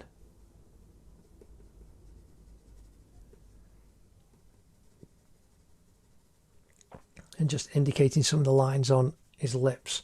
Again, because the shadow's so tonally soft, we've got no hard lines, which is why I've kept them as gentle as I possibly can, so that all of the detail is focused on his eyes, his nose and his face, and the hair will bring everything else in.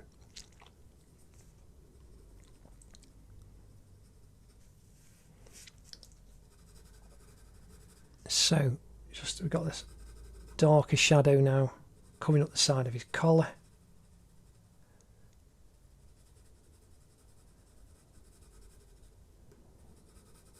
How that comes out.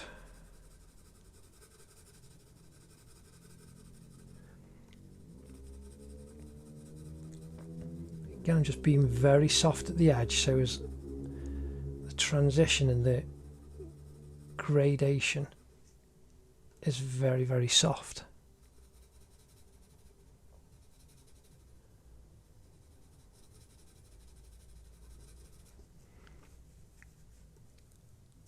And a little dark shadow here, right by the collar on this side.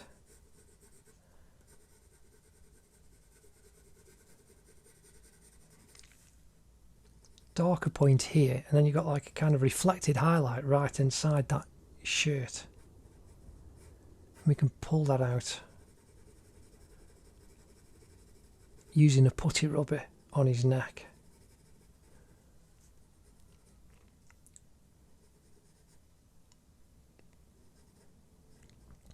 And this is the shadow caused inside that tweed jacket. And just indicating that quickly. And there you can see that's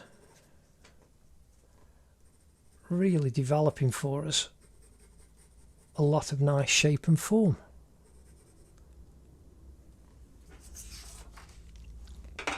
So now I'm just going to come in with the bigger brush, soften that edge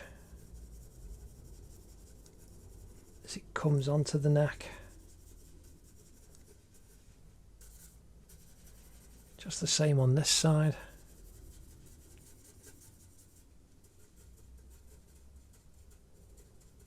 Under the nose. And again, just really scrubbling around the eyes.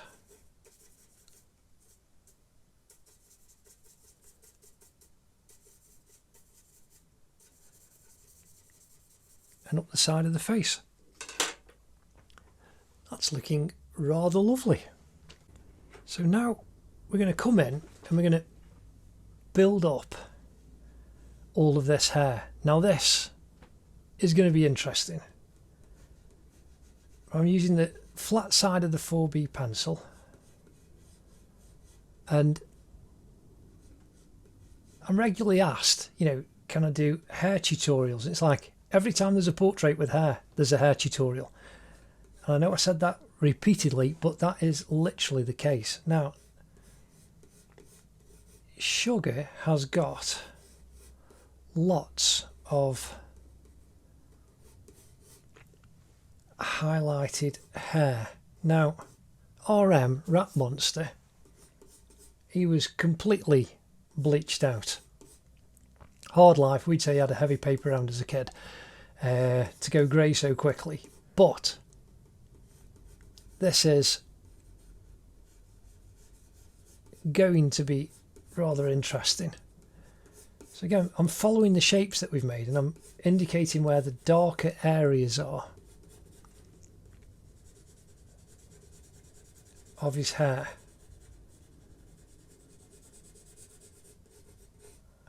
So here we've got a C shape where it then goes into the dark.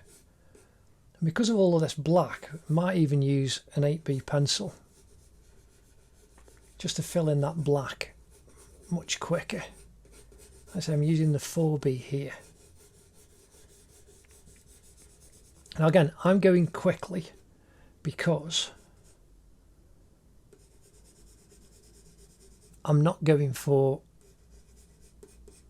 hyperreal. That takes days and days and days. I'm giving you the techniques. You'd have to draw each of these lines very carefully with a 2H, 2B and 4B pencil. So I'm indicating really quickly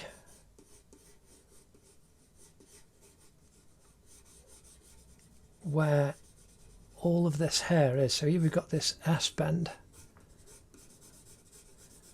I'm using the flat of the pencil to put in the bulk of the darker tones, and we've got all of these highlighted bits that we've got to let the paper do the work for us.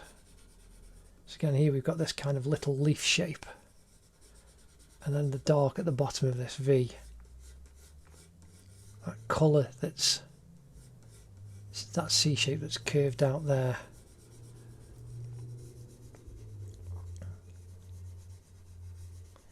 Again, right at the top.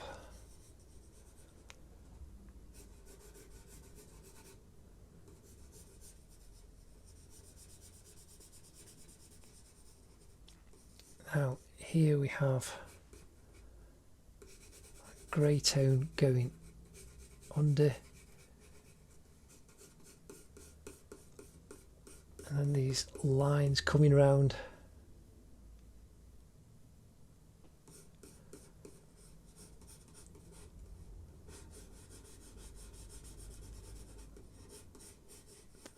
Dark.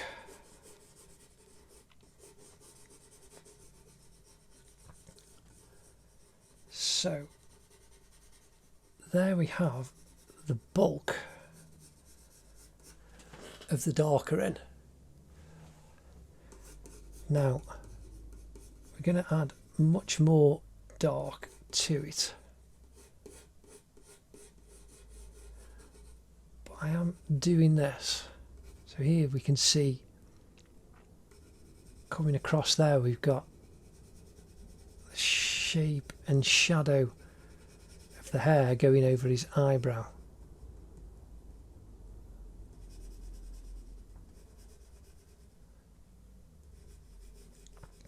We really need to bring that line down, coming closer to that eye.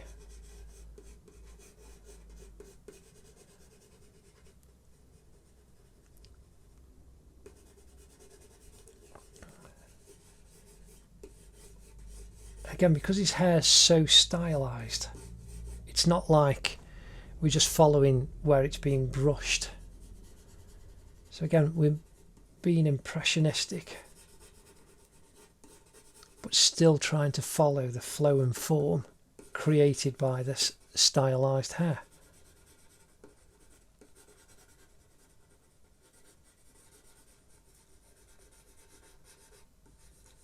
And this is just really good and lovely fun to do.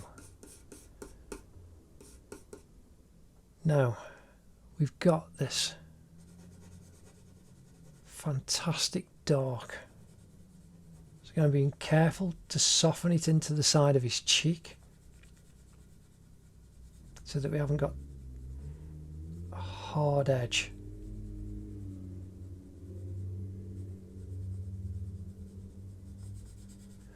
Then we do need the dark in this shadow underneath.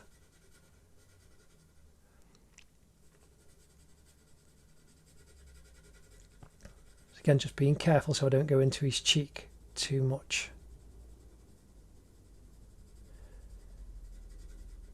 And I'm not resting my hand on anything, I'm just pivoting from my shoulder.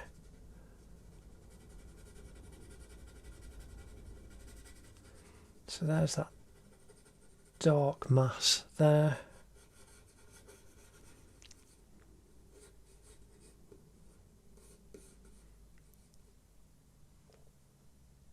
Again, just trying to figure out the shapes and the form as we go. Just being careful. Now, just sharpening that in readiness. Coming back in with the kitchen towel, and what I'm going to do is, just like we did on the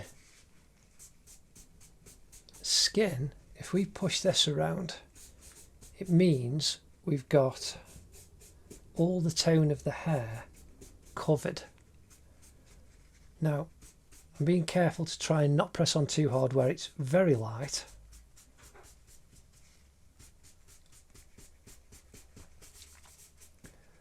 But that's going to work in our favour when we just pop in some highlights in a second. So I'm going to come in with the used putty rubber.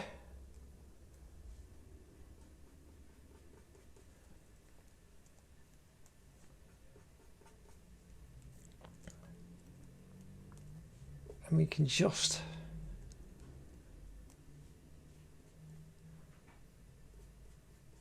indicate some highlights. I think I need to use the new one.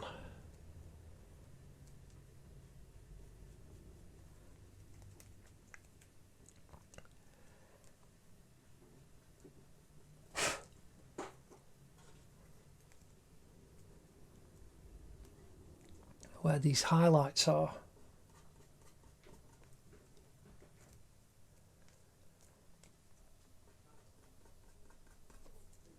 We can just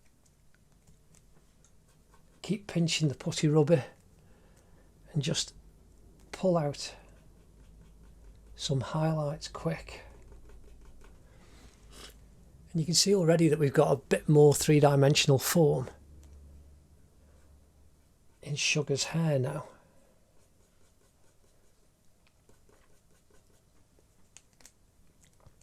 Which is what we're after. Now you can obviously paint highlights on or get a paint pen, things like that, but I'm just doing this to give you best opportunities of doing your drawing with just pencils. But again, there's nothing wrong with using a paint pen. I might end up using one day. I just don't have one to hand. And I know that the white crayons that I've had and just don't work.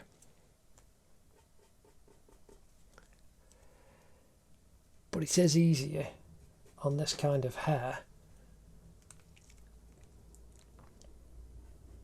to be able to just paint them on top.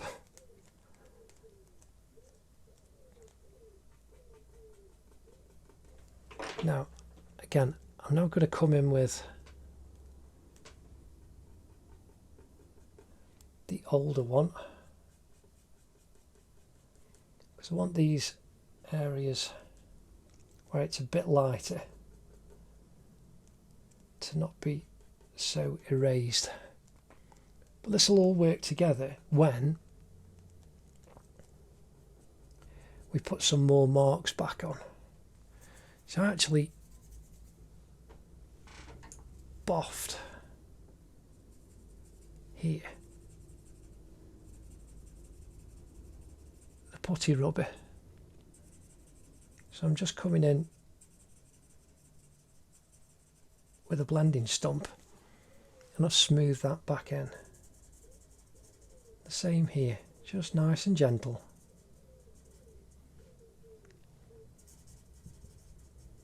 Filling the tone in that I just whacked off with a putty rubber. Now,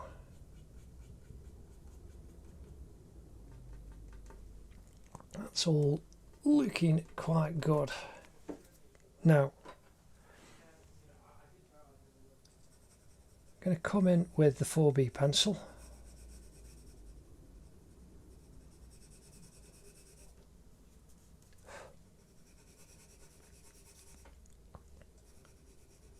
And just filling the tone in using the flat of the pencil on his cap on the top. Nice and quickly. Again, just looking at the reference, just gauging the tone.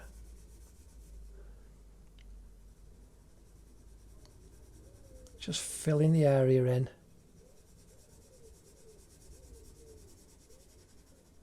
So it's all looking rather lovely. Again, this kind of denim cap, you can just use the soft edge of the tone of the pencil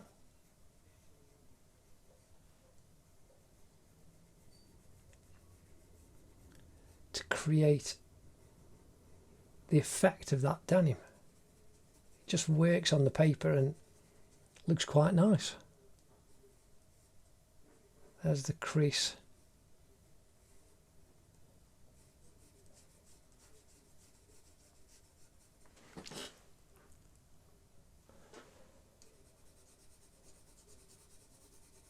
Again, this is just simple pencil technique. There's the creases, just backwards and forwards, gently. And then just going over, filling that tone in, coming down the back of the cap. Just some little wiggly lines in that crest on the front.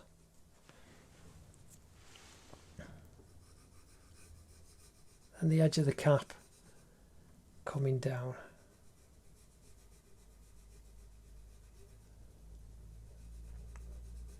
And we've got that shadow line there. Now, I am going to use, he says, if I can find it, the 8B pencil. Now again, just because it's softer, I can get the darker down faster. And I don't have to press on as hard as I do with the 4B.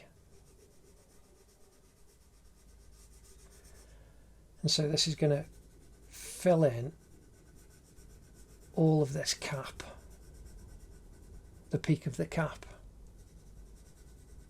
Again, I'm using the soft side of the pencil, being careful not to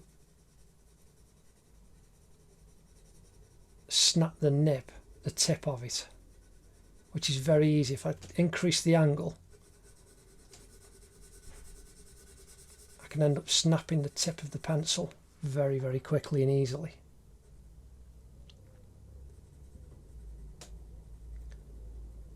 So just carefully filling in the front of the cap.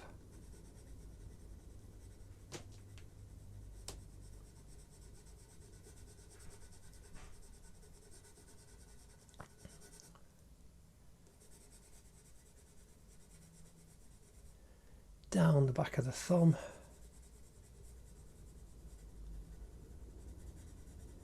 Going up past the thumbnail. And we've got that lovely dark just in on the thumbnail. Following the curve round over the top.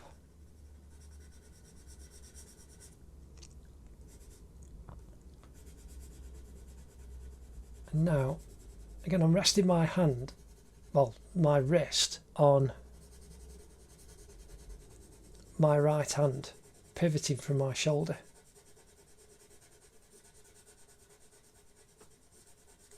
And it just means I'm able to be a bit freer with the pencil lines and marks.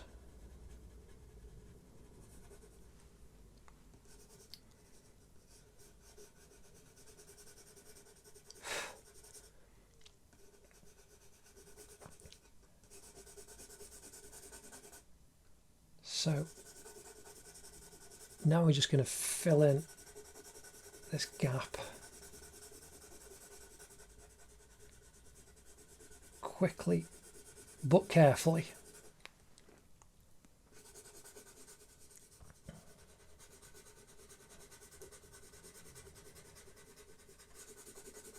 So as all of the shadow is filled in underneath the front of the cap.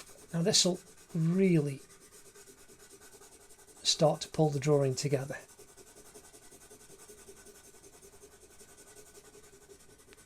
And then it's a question of just really pulling the details together.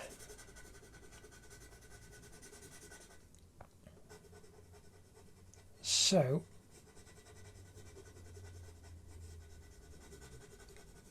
like I say, I'm just carefully going over the around the thumb so that I don't go over it. Now I do like pressing on quite hard. I like the scratchy lines and the shine that a pencil produces. And so that's personal taste. Some people will use charcoal so as it's matte and all kinds of stuff like that, but I really like digging into the paper. See that now already, that looks fantastic. Just all of that dark is giving us really good clarity and definition.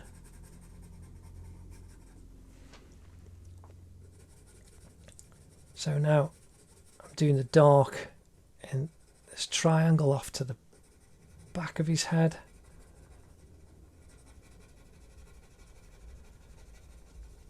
But again, I'm still going in the direction of the hair.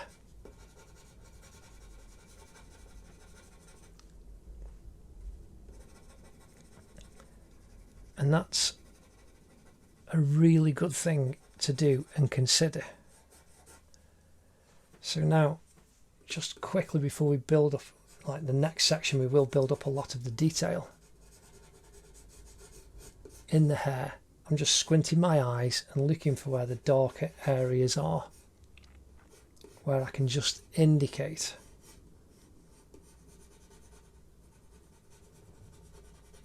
the shadow, and we can come in with the 4B and really build it up and articulate it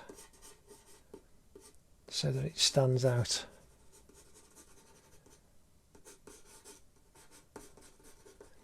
In fact, we can do a bit of that now. So I say that's gone really blunt very, very quickly. Now I'm going to come in first with the 4B. Again, I'm resting my left hand on top of my right hand.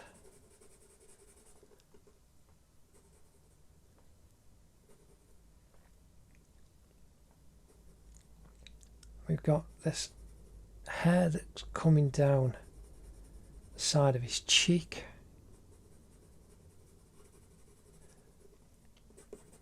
But I'm using the tip of the 4B to, I'm twisting it to keep it sharp, to indicate the lines of his hair. So here you can see we've got this C shape,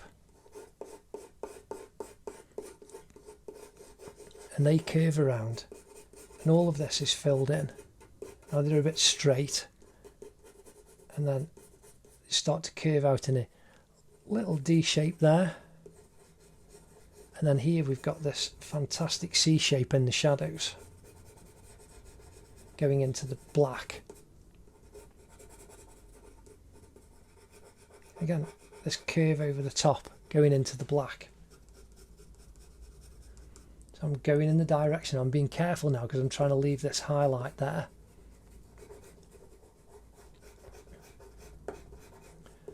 and then that curves around, the hair comes out from underneath. You can see now already that's looking much more defined.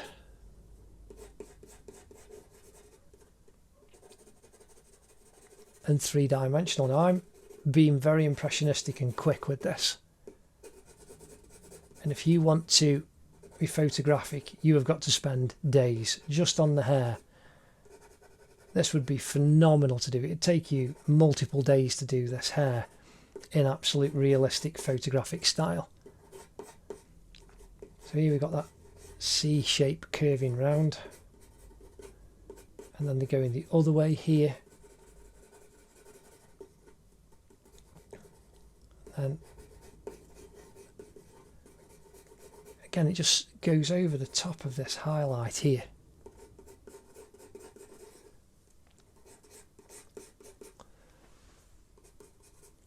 So just indicating some of the hairs in between the highlight, leaving the lighter part showing.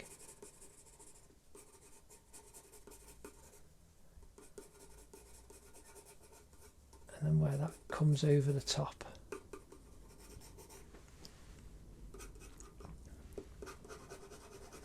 And right in the shadow here, where we've got this very strong highlight. Just got to be careful to leave the highlight showing as best we can.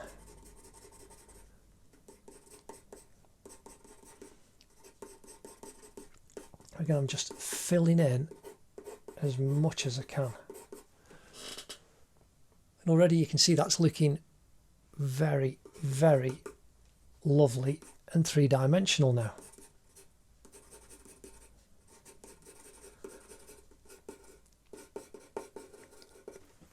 Now, just sharpening it up a bit. Oh, there goes the tip straight away. That's how you have to be careful with a softer pencil. But it was really worn down. And I'm doing these lines very, very quickly. So here, coming off the back, we've got his hair just sticking out, which is nice.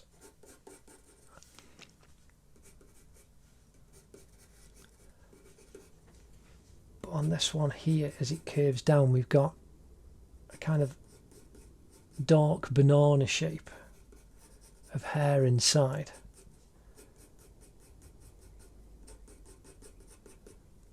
Going up to the highlight.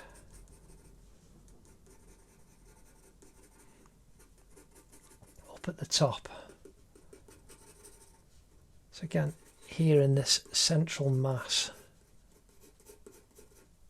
Just twisting the pencil so as I'm keeping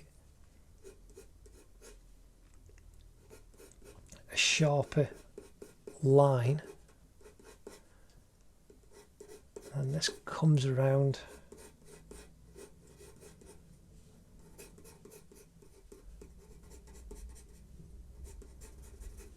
The hair coming down, crisscrossing here these curls and shapes.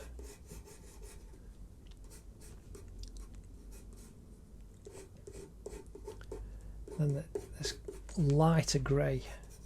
So we need to indicate this line that comes across, and then we've got some hair that's coming down here next to this highlight.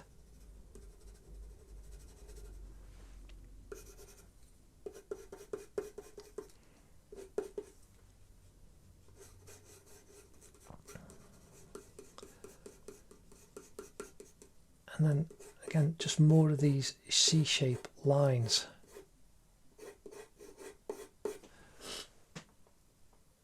And that's looking pretty good.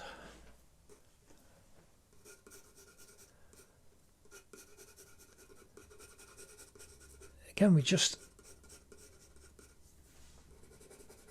building up layer at a time, using the tone as best we can. So again, all of these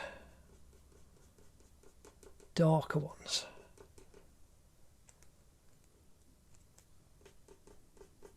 can just indicate impressionistically, and I've done it again, just goes too far.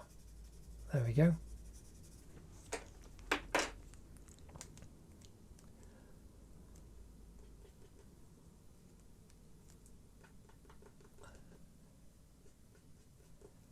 And even in these like much darker parts,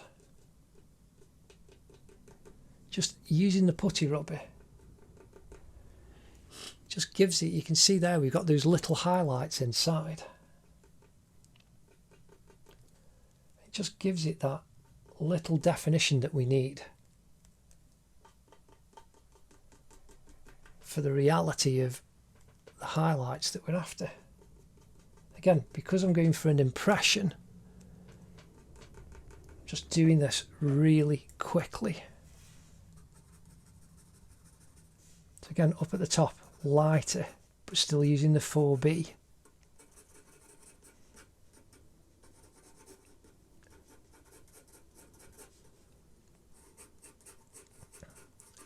And we can now really bring that shape and form up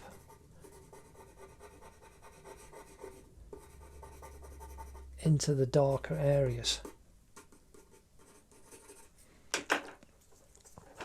Now again, I'm just using the blending stump in exactly the same way as I'd use the pencil, but it just means I can get a smudged set of tone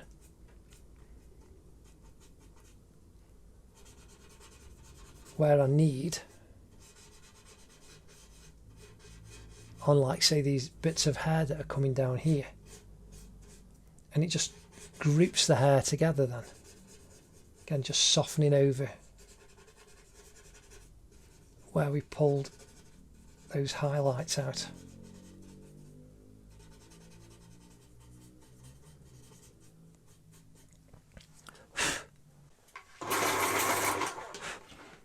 Just sharpen the 4B pencil in case I need that in a moment, but I'm in with the 2B, and we're now using the sharp point of the pencil to indicate quickly a lot more of these wispy hairlines. Now I'm also going to come in quickly with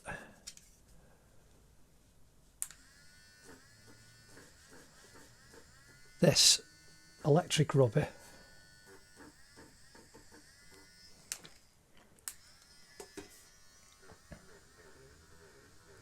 because this is going to allow me to just pull off a lot of the pencil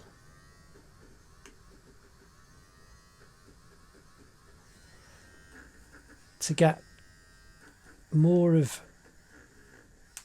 the hang on, just cleaning it off.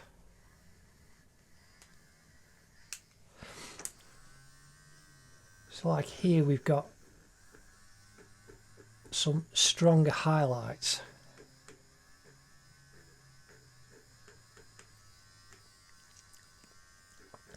and there,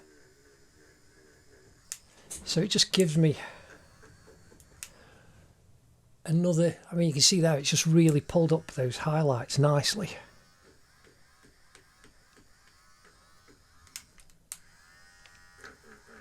And here we've got a very dirty rubber. I do wonder if the batteries are going as well.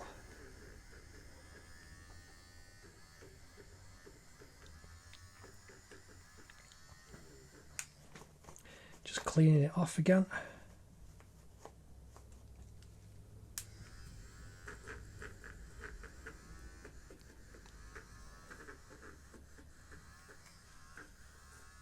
It just means we can add another tool to the arsenal of equipment and techniques that we've got access to. Again, I'm doing this really quick. You could use a chalk pencil or all kinds of things, or a paint pen, or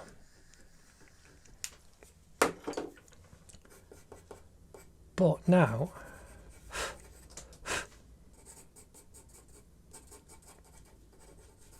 all of those nice wispy bits we can now just quickly put in,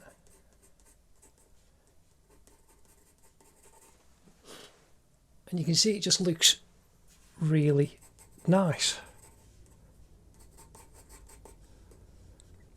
So again, now here we've got those little white bits that we've just exposed. Again, I'm just using the 2B pencil, and it's working in conjunction with the 4B and even the 8B that we put down in some places.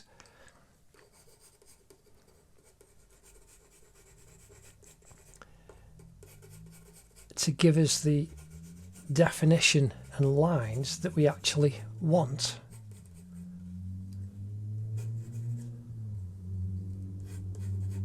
Coming around the drawing. So again, even though I'm drawing these lines very quickly, using the sharp point of the 2B pencil, again, just pulling up those highlights again, just faffing about as much or as little as we need to.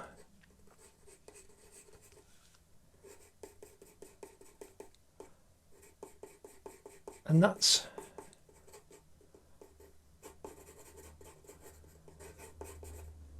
just what you need to do to just develop the hair.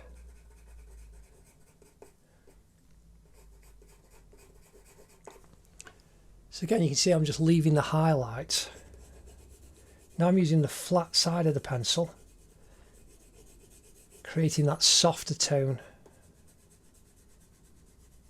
in the kind of shadow bits that we need. Just indicating some sharp lines.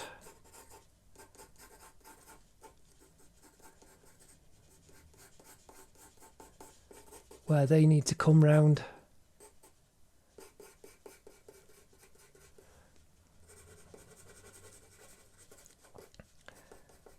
And again, we can just indicate these wispy hairs that are coming off and then coming out over his ear.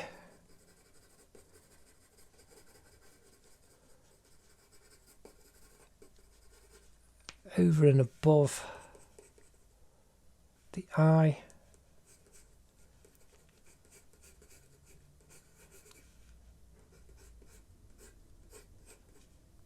And really accentuating these bits coming down by his eye.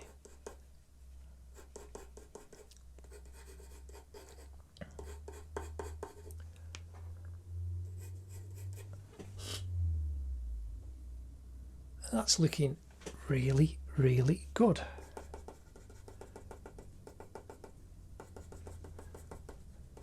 And just indicating dabs where the shadows are underneath the hairs that are crisscrossing one another. Again, this lighter patch up at the back now. And so you just keep reworking until you are satisfied to the level that you want it to be.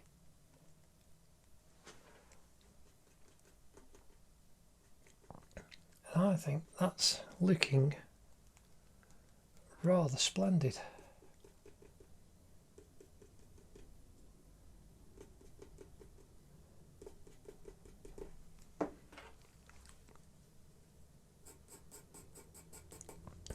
Again, the hair just crisscrossing over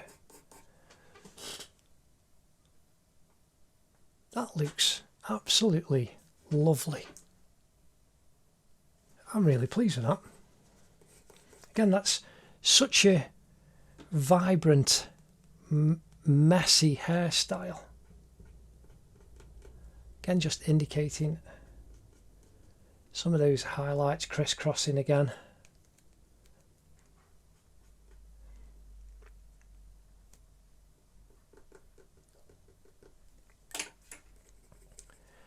And that's really, really good. Now again, we'll come back in and build up some of the hair tones again when we've put some extra bits on, as we've filled in around his face.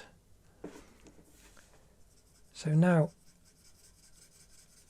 I'm coming in and I'm using the blending stump to really push the shadow down his cheek, the darker part of the shadow.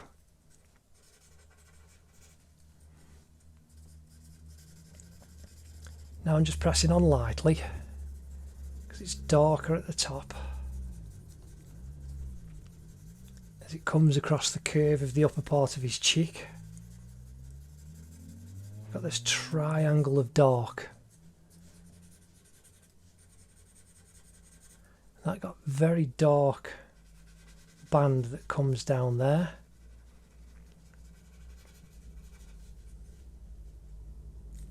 And then we can just continue to bring that darker line down the side of his cheek.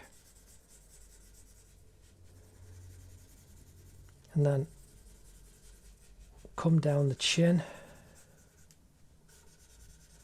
And we just leave that reflected highlight.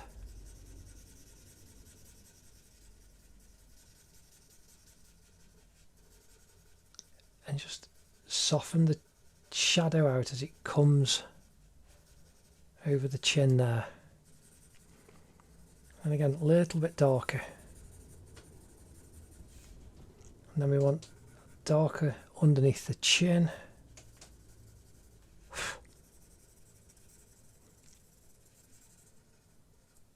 Edge of the mouth, underneath the nose.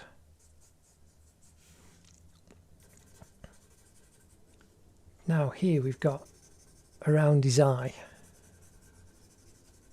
We can really darken that down nicely. Coming across, caused by the hair.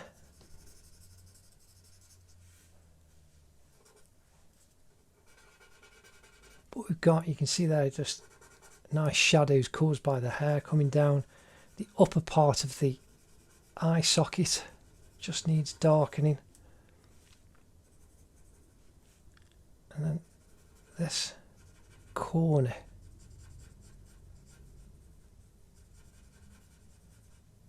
We can bring that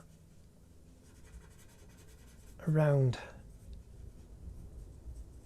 the lower eyelid.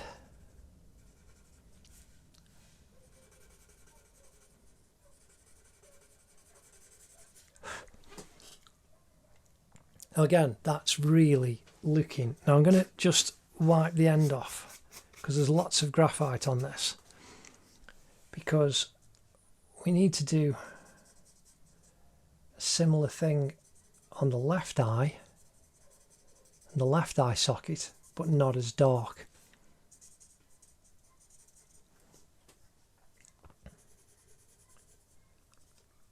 So you can blend that down, and underneath the lower eye lid, got a little bit of soft tone, then going up to the head.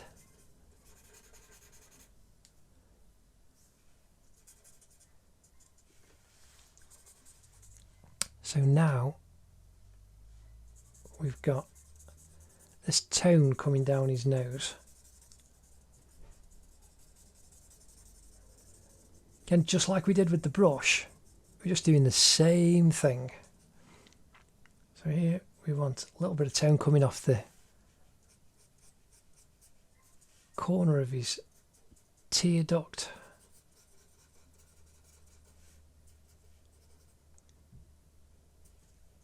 Okay, I'm just darkening the eyes, and then we'll pull out some highlights in a little bit using the putty rubber. Again, soften the tone around the edge of the nose there. And that's looking absolutely fantastic.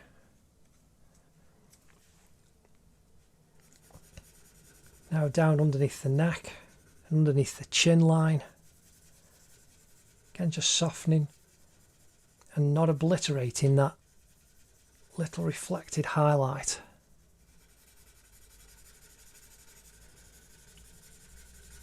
Again, leaving the reflected highlight caused by the collar.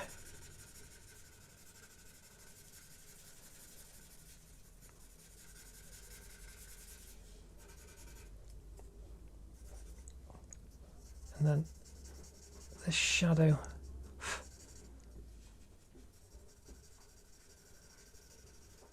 caused by the collar and the jacket.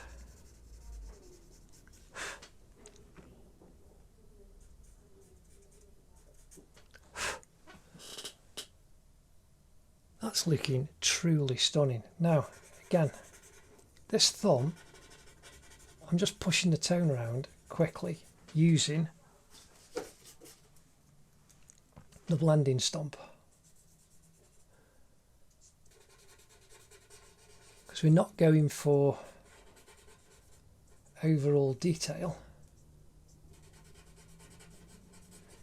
It's just an impression of his hand being up here. So we can really bring the dark down.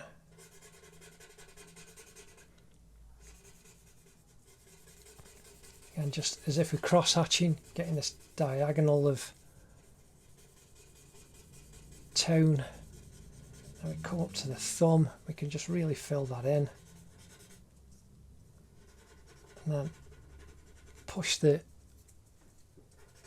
blending of the dark into the thumb.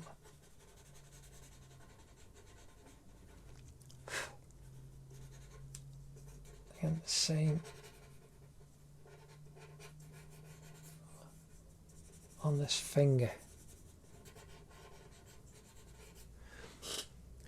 Now you can see we've just got more three-dimensionality. So I'm just picking up some of the 8B. Push it down the side of his hand.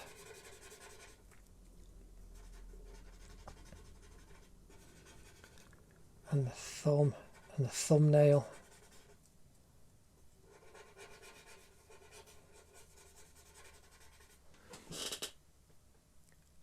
And again, that just gives it more three-dimensionality to work with what we've got. Now, coming back in with 4B, and that blending stump that I was using, it's not the usual one. I don't know where it's come from. It's a slightly different texture and makeup. So again, I'm just darkening the shadow using the soft part of the 4B pencil underneath this nostril.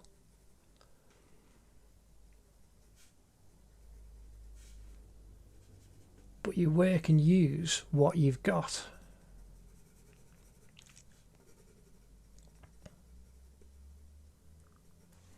So now coming up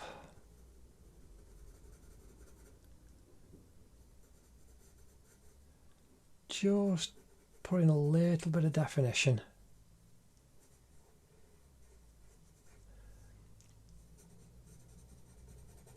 back on the fingers and the thumb, just indicating some hairs where they come over the thumb. And then we got this dark crease underneath that finger. Again, the same on the palm of the hand.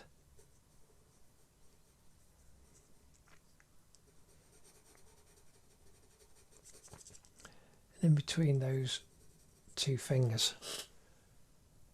That just gives us that little bit. Just do a little bit of cross hatching, then down the edge of the thumb.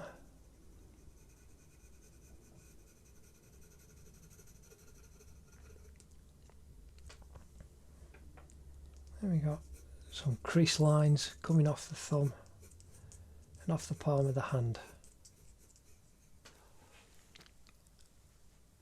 And that just gives that little bit of reality. So now, coming down, and we want dark under this earring.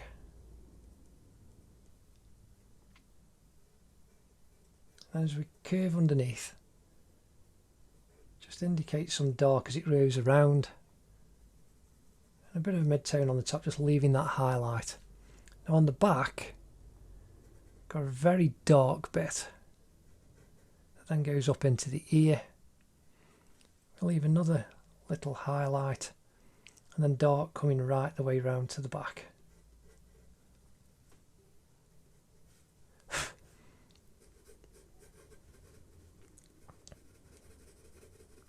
So now just bringing that shadow down, softer, hair coming over.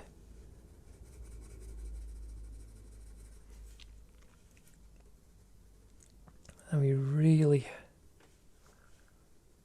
want to increase the shadow right in the corner of this eye.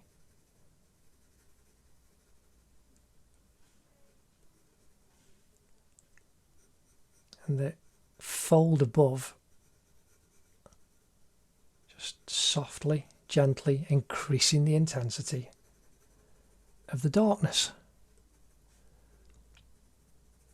And the shadow that comes off the corner.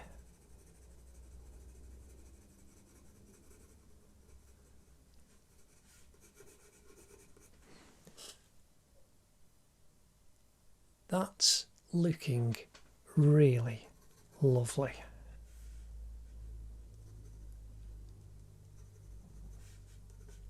So now we come down on the lips.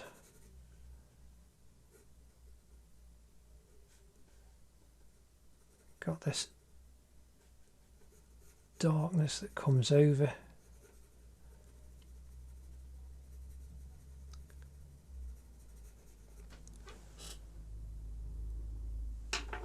So now just going to come in with the putty rubber.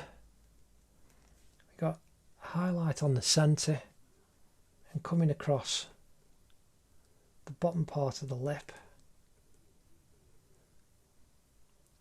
And reflected highlight on the upper lip coming across. Now I'm going to come in with the blending stump just to soften it in.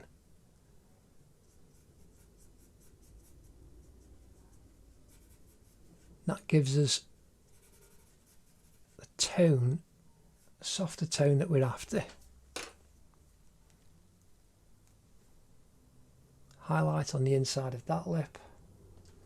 Now I'm going to use the clean putty rubber. Pinch it out to a clean part.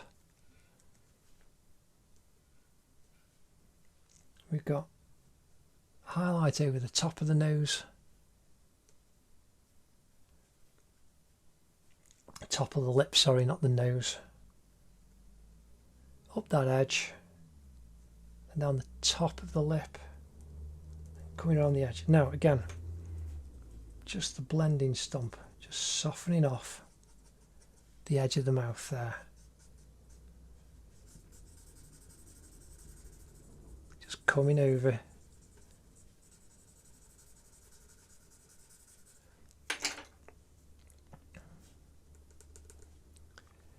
Now, highlights again on the lower lip, the upper lip.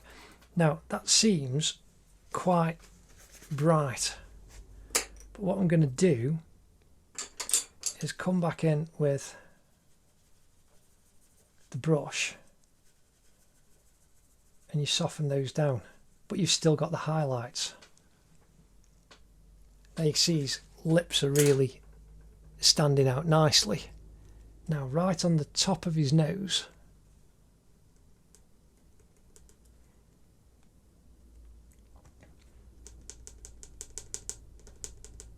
there is the strongest highlight. And then on the side,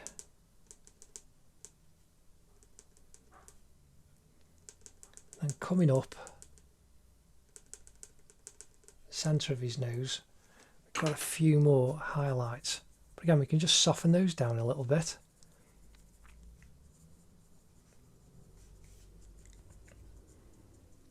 And then soften the curve where that comes around.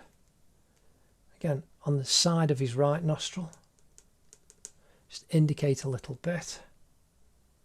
The reflected highlights underneath the nose and the nostril. Again, then just blend in that little bit. And that's looking really good. So now I'm coming back in with a stiffer brush.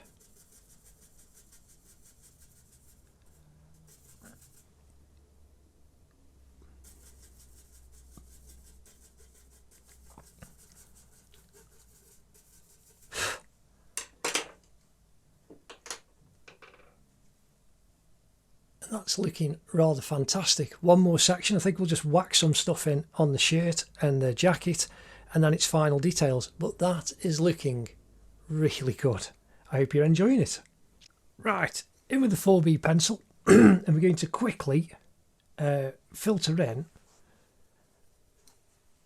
a lot of the jacket. I did wonder whether to leave it like this because it kind of looks a bit arty, but we're not going to. We're going to very, very quickly. So we're filling in the tie. Again, we're just doing this quick. Oh, just tip of the 4B pencil just blew off there. Doing this quick because we don't really know what's down there. So again, we can make this up, and this is the joy of drawing. You can actually be very expressive when you're away from where all the detail is. So we're doing tie coming down. I'm not going right to the edge of the paper, but I'm just going to do this very quickly. Again, this little logo on the tie, just kind of indicating what's down there and around.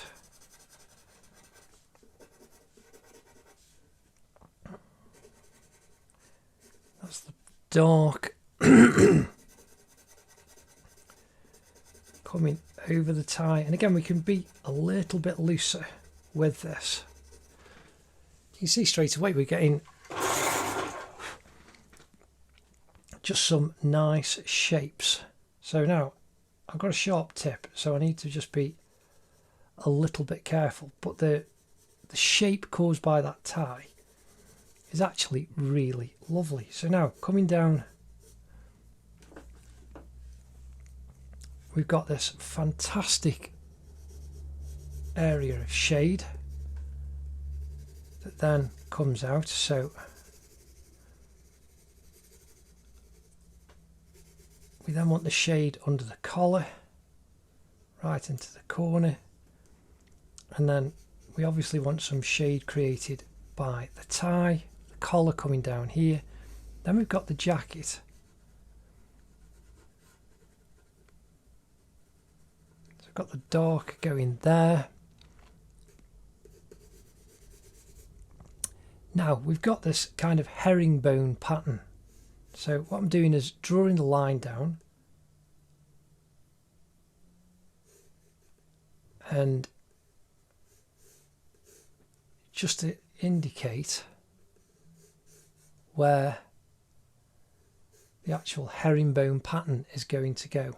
Now, we've got this edging strip coming around the edge of his collar.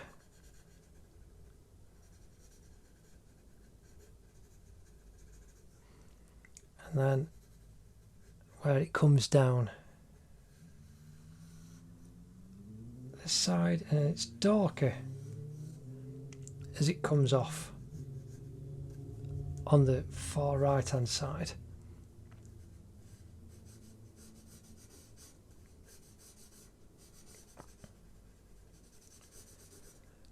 Again, I'm just filling this in nice and quickly because we can be that little bit more expressionistic. Now again, we've got the diagonals, kind of stripe there.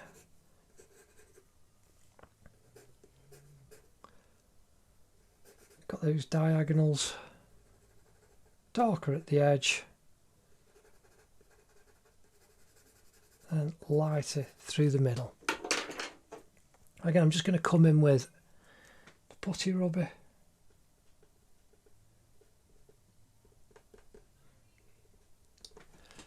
And that gives us that kind of nice edge. Now, even that looks quite nice and arty, but he says, making sure he's got the 4B pencil. What we need to do is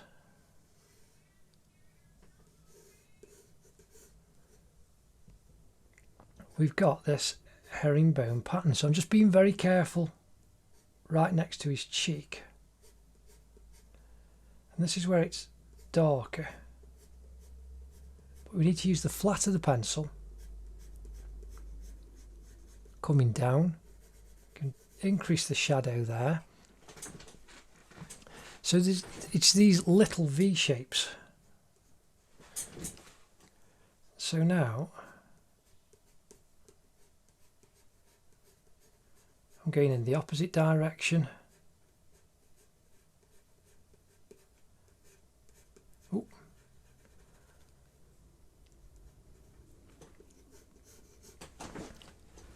Then again, here now,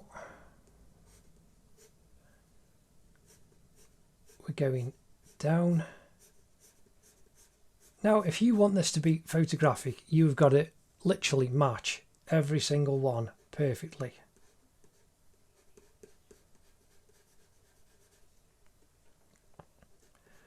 But I'm using the flat of the pencil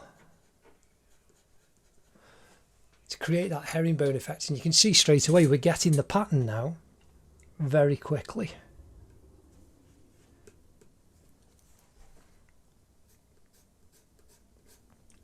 So now we're doing the V coming down right to the bottom.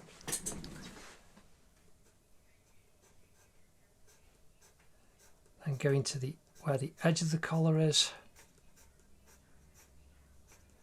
And we've got a lot of the paper showing through. Now I've done these first just to show you one way of doing them, because we've got a lot of the white paper and we don't want a lot of the white paper. So now we can darken that. That's the edge of the collar. And then we come in using the kitchen roll and you just smudge over and you go right up. I'm being very careful, right next to the cheek. And you've still got your herringbone pattern. Now again, his shirt, we can just pull some of the tone around. Again, the same on this side. Now, because we've got the pencil on here, what I'm going to do is I'm going to fill in all of the jacket there, and then the same on this side. And you can see straight away we've got tone, and you can even pick up some tone from the 8B up at the top. In fact, I need to go back in on that because I pulled off too much. But that's okay. In fact, I'll pull some off the tie. And then, so I've pushed that tone around there. And you can just add little bits and then come back in with your 4B pencil.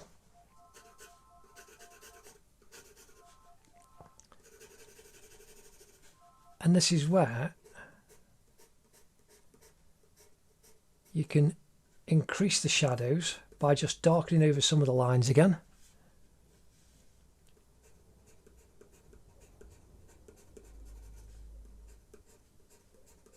And that goes all the way up. And then again, just a little bit of cross hatching. And then even where you're coming down on that side, you can detail up some more.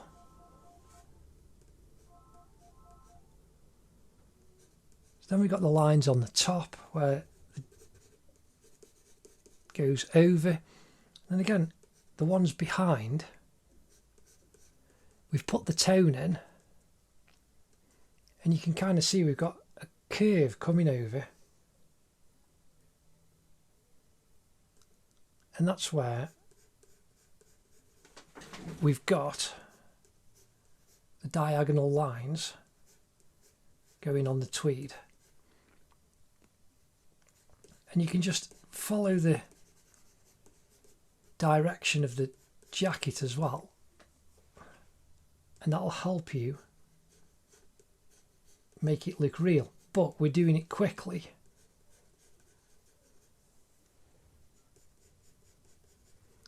to actually indicate the jacket. So there you've got the crease between the top of his shoulder and where the sleeve goes down.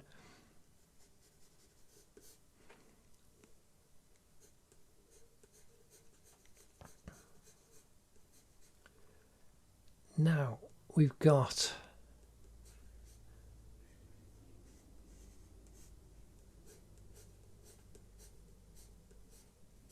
more of the lines coming down.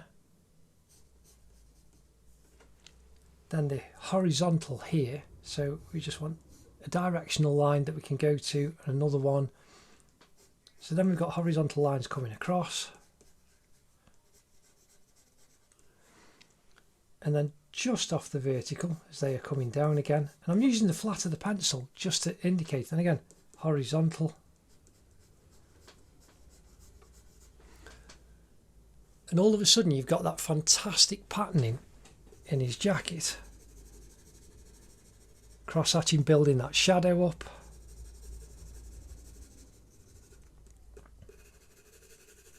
Same again, coming all across the lapel. Now here we've got a darker shadow and a crease and a V crease there.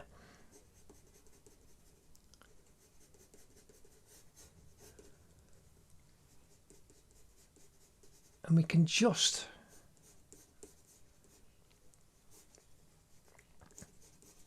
indicate very quickly and loosely. Again, I'm just being a bit wiggly there with some lines, which is okay. And you can see it just looks really, really convincing. So again, now here we've got lines coming off, and we've got 1, 2, 3, 4. The lines come back and they're getting quite light. But from here now, using the flat of the pencil, I'm indicating the lines going to the corner of the jacket. Just alternating the lines to get that herringbone effect. Now it's getting lighter. We can just indicate those.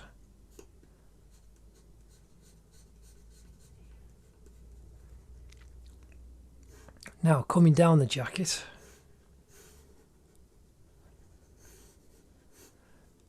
so start by doing some going up in that direction.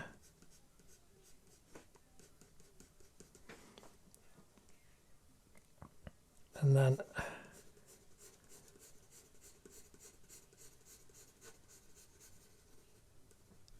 the herringbone going the other way.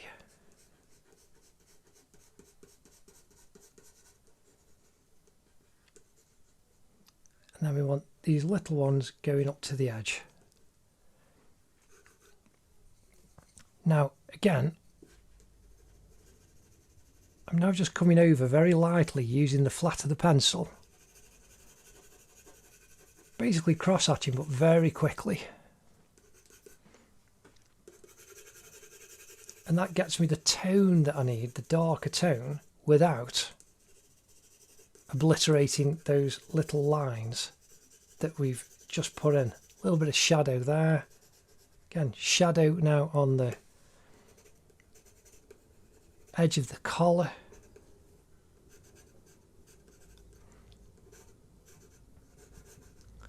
We can really darken that to make that stand out.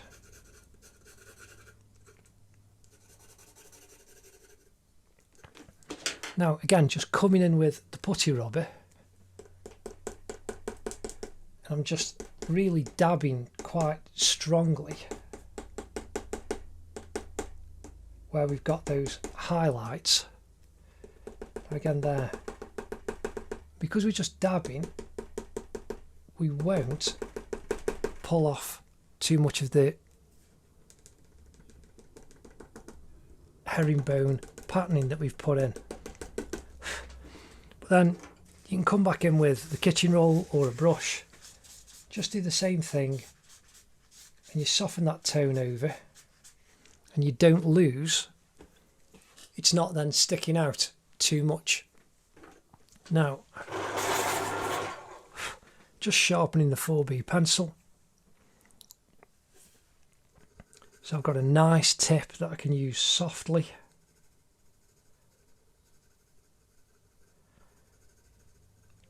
And I'm just increasing the shadow coming up his neck.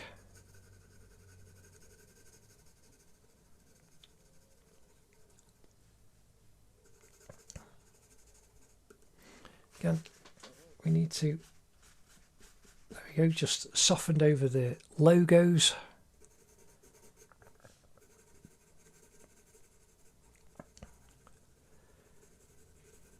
I want that soft shadow caused by the collar, just darkening that little bit. Again, this one here. Again, I'm using the dirty putty rubber, and I'm just dabbing the back of the neck and where the collar is. Again, we've got that reflected highlight.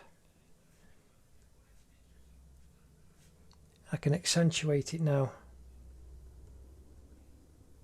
coming down under his chin. Now you can see that's really picked it up, but it's just too bright. So you come back in with the brush, and it just softens the pencil over. Again, the same thing right there.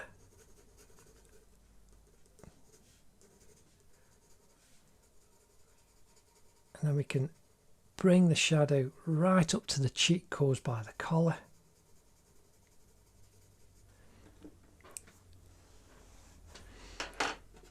Now, on his right eye, we've got the highlight underneath. And then on that little bit on his eyeball, and then down in the corner.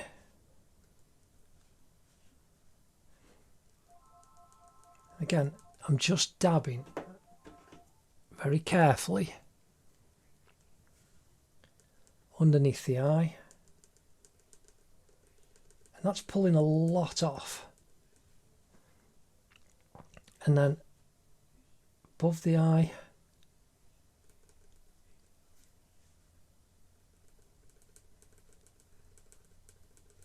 And going up the corner. And then the top, the centre part of his cheek. I'm going to use, just because it's softer.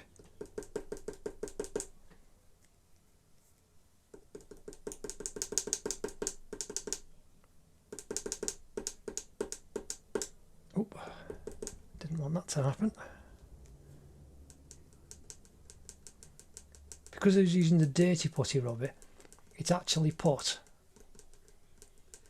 more pencil back down. So now really crisping up the highlight on the side of his face, then right in the corner and the lower part of his eyeball,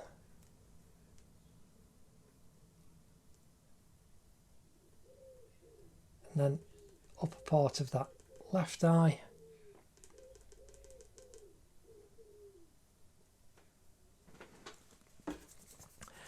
and then where I'm just coming back in with the brush and softening that transition a little bit where we've highlighted, so it leaves these highlights very bright where we need them,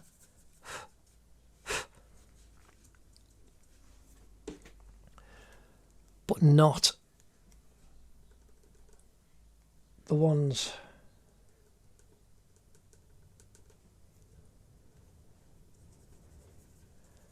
that we need to show. Again, just coming in with the 2B pencil,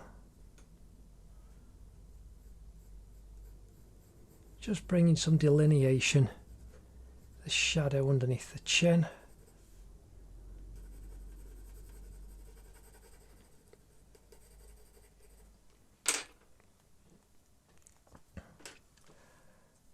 And then even where we really crisped up that highlight, just soften the edge.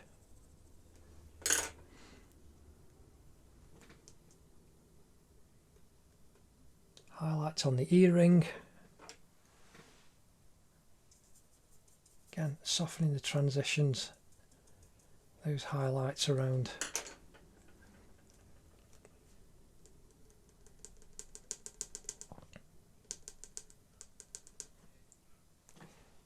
Again, highlight on the ear.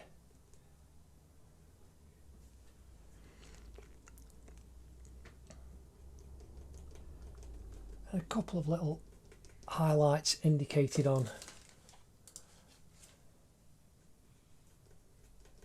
the hand that's up the corner, holding his cap, his left hand.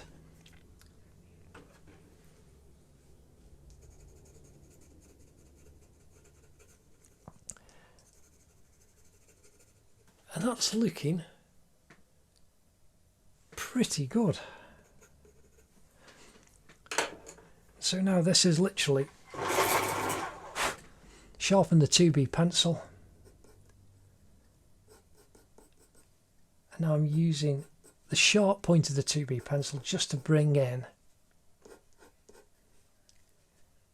these really sharp hairs.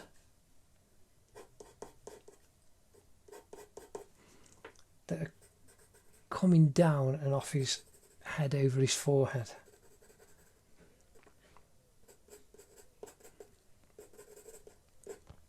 Some little ones just plinging off here.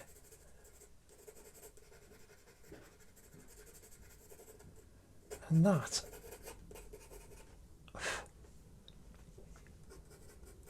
is looking really good.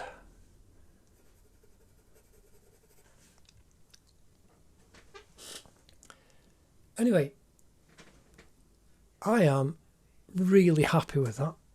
Nearly finished. We do have just, shouldn't use that one because that's very dirty now.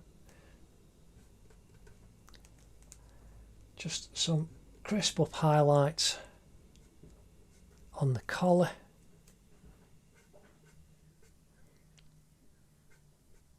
Again, these are nice and impressionistic. And that gives us those 2 yellow highlights there. There you go. We have drawn SUGA from BTS. I hope you've had fun. I've had a blast teaching you that, and we will do more of the BTS members. That's 4 down, 3 to go. Like I say, that's been great. It's been very complex doing all those different bits, but you see how when you build the tone up, it all comes together. It seems to come together at the end, but that's how you can draw what seems to be a very complex portrait in a good way very, very quickly. Anyway, I'll see you in the next video. Take care. Ta-da.